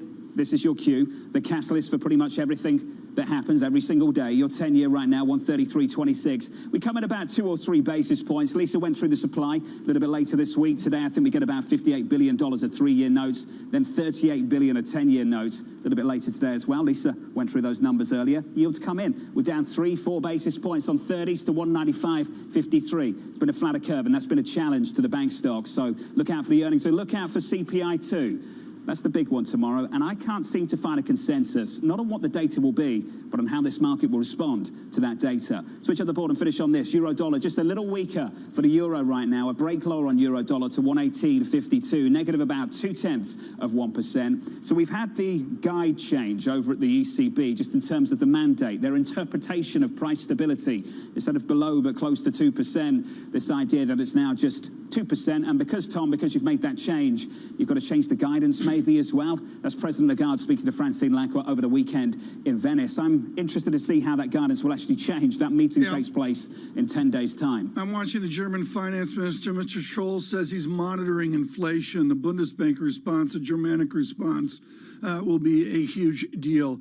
We have a terrific set of voices lined up to give you perspective on what clearly is an eventful July and into August. Michelle Myers with Bank of America, and long ago and far away out of Boston University, just became immediately visible in the zeitgeist for parsing American consumption and parsing GDP in our strange housing market. The strange Michelle Meyer joins us this morning. Michelle, a 9.5% GDP statistic. I want you to frame right now the Bank of America guesstimate of the path from a boom economy to a normal economy. How does that process look? Sure, and I think that's actually the big question. People are trying to figure out what the moderation in growth will look like, because we know that 9-10% growth, which is what we're tracking in Q2, is not sustainable. So there will be a slowdown, and the data is already indicating that. But it's slowing, in a fairly manageable way, all things considered. So when you look ahead to the next few quarters, we very much believe the economy will be still growing well above trend being close to 2%. So you'll see somewhere in the order of 5, maybe 6% GDP growth on average over the next few quarters. It's half the pace that we had in the second quarter, but we can't imagine the economy will continue to grow at that type of pace given the capacity in the economy. Dovetail Bank of America sell-side research, your securities research into what you and Ethan are doing in economics. What is the corporate response to the economy you imagine? Well, I mean, businesses are investing. Businesses are seeing consumers go out and spend. They have cash on hand, and they were actively spending on all things goods up until recently, where there's been some slowing, and now they're really embracing the services side of the economy. But without a doubt, the consumer's out there participating in the economy. And when you see that as a company, you want to go out and invest and meet that demand. And that's very much still what we're seeing in the data flow. That seems to be what Morgan Stanley's Chet Naya was saying also over the weekend, when he says that he expects a red-hot CapEx cycle to sustain global GDP growth above pre-COVID levels. Why is that not necessarily the case as sort of portrayed by the bond market? Or in other words, how inconsistent is the bond market with some of these projections? Look, I mean, I know the last few weeks has been all this debate around fundamental and technical factors driving the bond market, but I think beyond that, there seems to be this storyline or sentiment in the markets that, we can have really strong growth for the next few quarters. Fine. That's still part of the payback from this incredibly artificial time in the economy around COVID and the ensuing stimulus. But what's the underlying trend? What's the structural trend? Has that changed? Are we going to return to this environment of slow underlying growth? Are we going to return to an environment where demographics are still quite negative and depressing, where there's still disinflationary psychology? And I think that that's starting to kind of spook the market. You can see in the longer end of the curve. And that's what the Fed's Tom Barkin was talking about in a Wall Street Journal article that came out this morning. He really pointed to the employment to population ratio, this sort of participation rate, as still being too low to justify tapering. How much, however, can the Fed overwhelm some of these actual economic inputs with their stimulus? In other words, do we even have to look at the fundamentals, or are the fundamentals entirely the amount of liquidity pumped in by the Federal Reserve? Yeah, so I mean, that is the balance, right? Is that the Fed is, you know, a heavy hand in the markets, and what the Fed is doing today in terms of buying and what they are communicating for the future in terms of forward guidance is huge, right? So, and it's not just the Fed, it's all of the central banks that are creating these types of challenges for getting a clear signal of what's happening in the bond market. But going back to your comments around what Barkin said, I think that is super important when you consider where the underlying growth rate is in the economy. It's the supply side. How much capacity is there for the economy to continue to grow? And for that, we rely on labor force participation, people going out and working, and we rely on productivity. And those two factors, I think, are super important to keep an eye on when you're thinking about the long-run potential for the economy. Michelle, looking at your latest research on Chairman Powell's testimony, you say the following: we look for him to sound relatively more dovish than he did during the June presser. Why is that, Michelle? You know, in the press conference, remember, he's talking on behalf of the committee, and we know from the SEP that there are 7 FOMC officials that are looking for a hike next year. So there are a lot of voices out there that we're growing kind of anxious about what they're seeing on the inflation front and wanting to get started with the normalization of policy.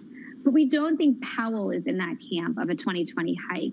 And in the testimony to Congress, we think we'll get a little bit more of a sense of that. And we also think in the testimony, he's really going to reinforce how the Fed thinks about maximum employment, which, remember, is for broad-based labor market recovery, one where the inequalities that we had seen over the last several decades could be resolved to some extent. That is still really core to, I think, what Chair Powell is trying to accomplish with this new framework. Well, Michelle, let's get into that.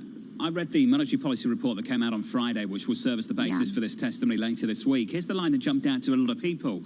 The post-pandemic labor market and the characteristics of maximum employment may well be different from those of early 2020. What do you think they're getting at there? I think the idea that they have, you know, changed the definition of maximum employment. It's not just getting the U3 unemployment rate down to, call it, 4 to 4.5%.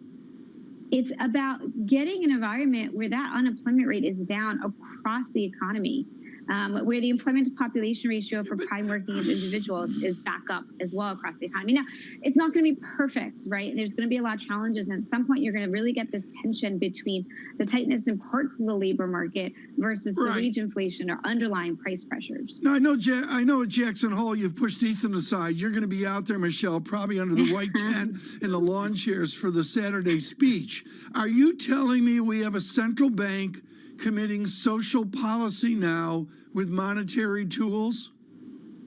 Look, it's not social policy, and the Fed will be very clear that they're not trying to, you know, move one part of the economy versus the other, right? That's fiscal policy. But what the Fed is saying is, in order to have a complete recovery, and one that we think will be able to, you know, continue because you have broad-based wage growth, because you have the ability to see broad-based price pressures in the economy, it needs to be a complete recovery. And that was the lesson that I think they learned, one of many in the last cycle that came out of the Fed Listens events, is that if you don't have the economy, you know, increasing across the spectrum, it may end up not lasting, or you end up damaging your long-run potential even more.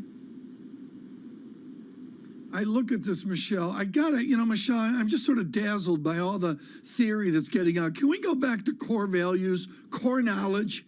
How's the housing market, Michelle? I mean, this is how you became famous. Yeah. Do you believe in this housing rally or the suburb? Let's take outside New York. If I was by chance north in Westchester, and if by chance I loaded the boat right now on 1.75 million, am I going to enjoy that at 1.3 million when this natural disaster is over? Just by chance. Just by chance. Right, yeah. So for anybody who's moving to Westchester, no, so I think I think there's been a lot of movement, clearly. There's been a lot of churn in the housing market. We've seen that in terms of the volumes. And part of that is because after the pandemic, people thought differently about where they want to live. That was very clear in the surveys. Part of it was because people had cash to spend if they weren't going out traveling, et cetera. So they went and bought goods. Housing is one of them. So there was definitely a distortion in the timing of the housing market. And we're still picking up the pieces from that, because you can see that the supply side was not at all ready to accommodate this big increase in demand. Quite the contrary, builders kind of froze when the pandemic hit naturally. So inventory was very low and demand just greatly exceeded expectations, and that created this big price increase. It's not sustainable. We will see, and we are already seeing demand cooling from the highs at the end of last year. We are seeing now construction start to pick up, inventory levels start to pick up. That's going to take some of the pressure off of home price appreciation. Are we going to see housing crash? No. Are we going to see a further slowdown? Yeah, I think so, and that makes sense. Home price appreciation should come off of these crazy high levels that just don't add up with what you're seeing in the broader economy. Michelle, lovely to catch up. Michelle Meyer there of Bank of America, looking ahead to a key week with inflation data tomorrow and, of course, Chairman Powell's testimony a little bit later in the week. Talking of picking up the pieces, this is the chart I think that we've all got to focus on. The employment to population ratio gapped lower, snapped back, and Tom, the improvement has just totally stalled over the last couple of months. It is. There's a stall bit there. That's in the research over the weekend. No question about that. Got to have that conversation on what has happened to this labour market and the scars of the pandemic. Dr. Joshua Sharfstein on the pandemic, Johns Hopkins University Vice Dean of Public Health. He's going to be joining us next. From New York City at 43.48 on the S&P, this is Bloomberg.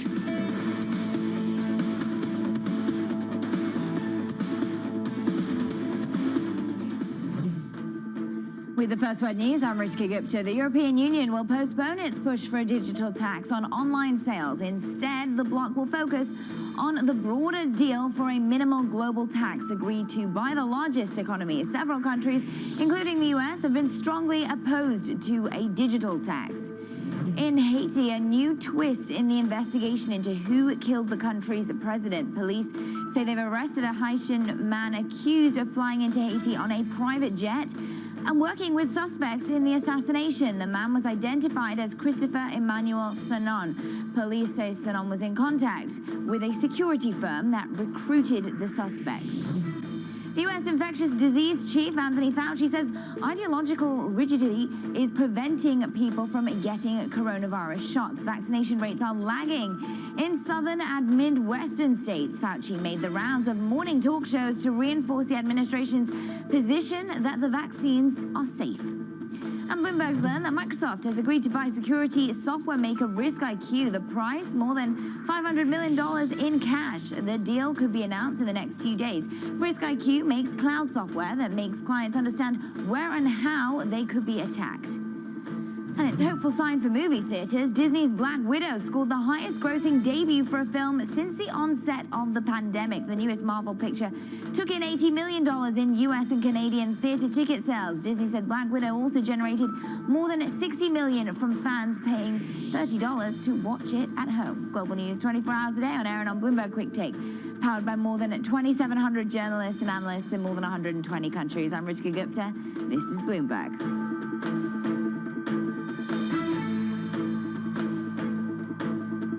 Packed a record 1.1 trillion transistors into this chip. I invested in Invesco QQQ, a fund that invests in the innovators of the NASDAQ 100, like you. Become an agent of innovation with Invesco QQQ. What is Link Soul? That's the next and small question we're going to start with.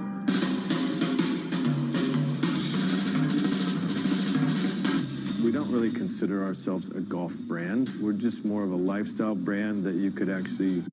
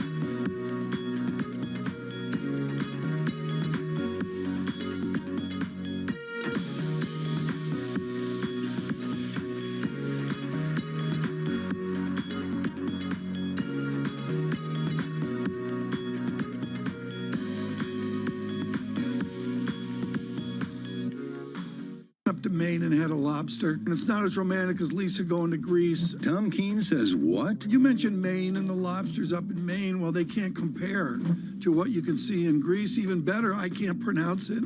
Astacoma carinata. I nailed it. It's not thera, whatever. Astacoma. You're nailing it. Carinata. You're nailing it. We're figuring out the hard stuff for you on Bloomberg Surveillance. Mornings on Bloomberg Television and Radio.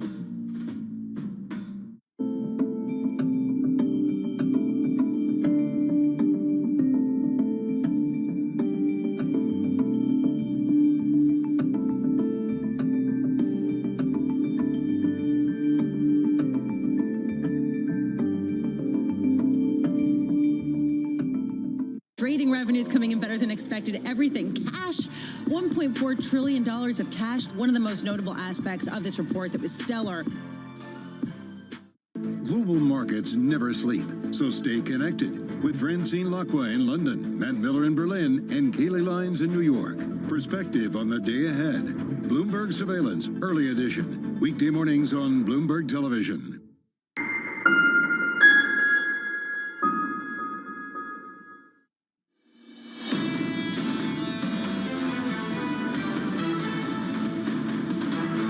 Is that we have a very nasty variant, and the good news is that we have a vaccine that works against it. That's the reason why we're very concerned, is that we have some sort of a schism between some states and some areas that have a very low level of vaccination, which is really unfortunate. Dr. Anthony Fauci there speaking on ABC's This Week over the weekend. From New York City this morning, good morning. Alongside Tom Keene, Lisa Bravitz, I'm Jonathan Ferro. Here's the price action this Monday morning after 3 straight weeks of gains. Given the commentary, would you believe 3 weeks of gains at an all-time high on the S&P 500? 43.46, we pulled back 14. We're down about 1/3 of 1%. Outside of that, firmer bond market again. Yields heading south, down 2 basis points. 133.76. Going into CPI tomorrow and bank earnings. The NASDAQ firmer. Tom, the NASDAQ 100 up 210, so we advance about 28 points. Yeah, I'm watching the VIX, John, just as a general indicator into earnings season. 17.38 out of stick, and, you know, that's fine, but it's not 16, it's not 15, but nevertheless, as you mentioned, record highs coming in Thursday and Friday as well. Right now with an update, Joshua Sharfstein, Johns Hopkins, and Professor Sharfstein, I just really wanted to go to what came up not once, not twice, but 3 times this weekend. Fauci says there's a schism in America. It's a division, a split, a rift, a breach, a rupture, a break, a separation. What do you do on the Delta variant if you're in a part of America that's 70% vaccinated? Well, there are parts of America that are 40% vaccinated or 35% vaccinated, and those are the parts which are now seeing not only an increase in cases, but an increase in hospitalizations due to the Delta variant. So, you know, it's like, here we go again in those places. And, you know, it's really important to be vaccinated there, but more generally, it reflects a big problem that we're having, having people ready for the vaccine. I get that, but what do we do in the parts of the country that are 60, 70, or even more percent vaccinated? Do we just go on with our lives, or do we have to amend our lives because another part of America is down at 38%? Well, as long as there are places that are at 38%, the places that are at 70 or 80 are going to be at risk. Now, the people who are vaccinated right now are pretty protected, but what about people who have conditions that the vaccine doesn't work so well for them. They're immunocompromised, for example, or children, or, some particularly older adults. Dr. There are Sharfstein. risks to people, even if they're vaccinated in some cases. I apologize to interrupt, but this is a really crucial point that I really haven't heard before. The vaccine does not work for certain individuals. How many people are we talking about?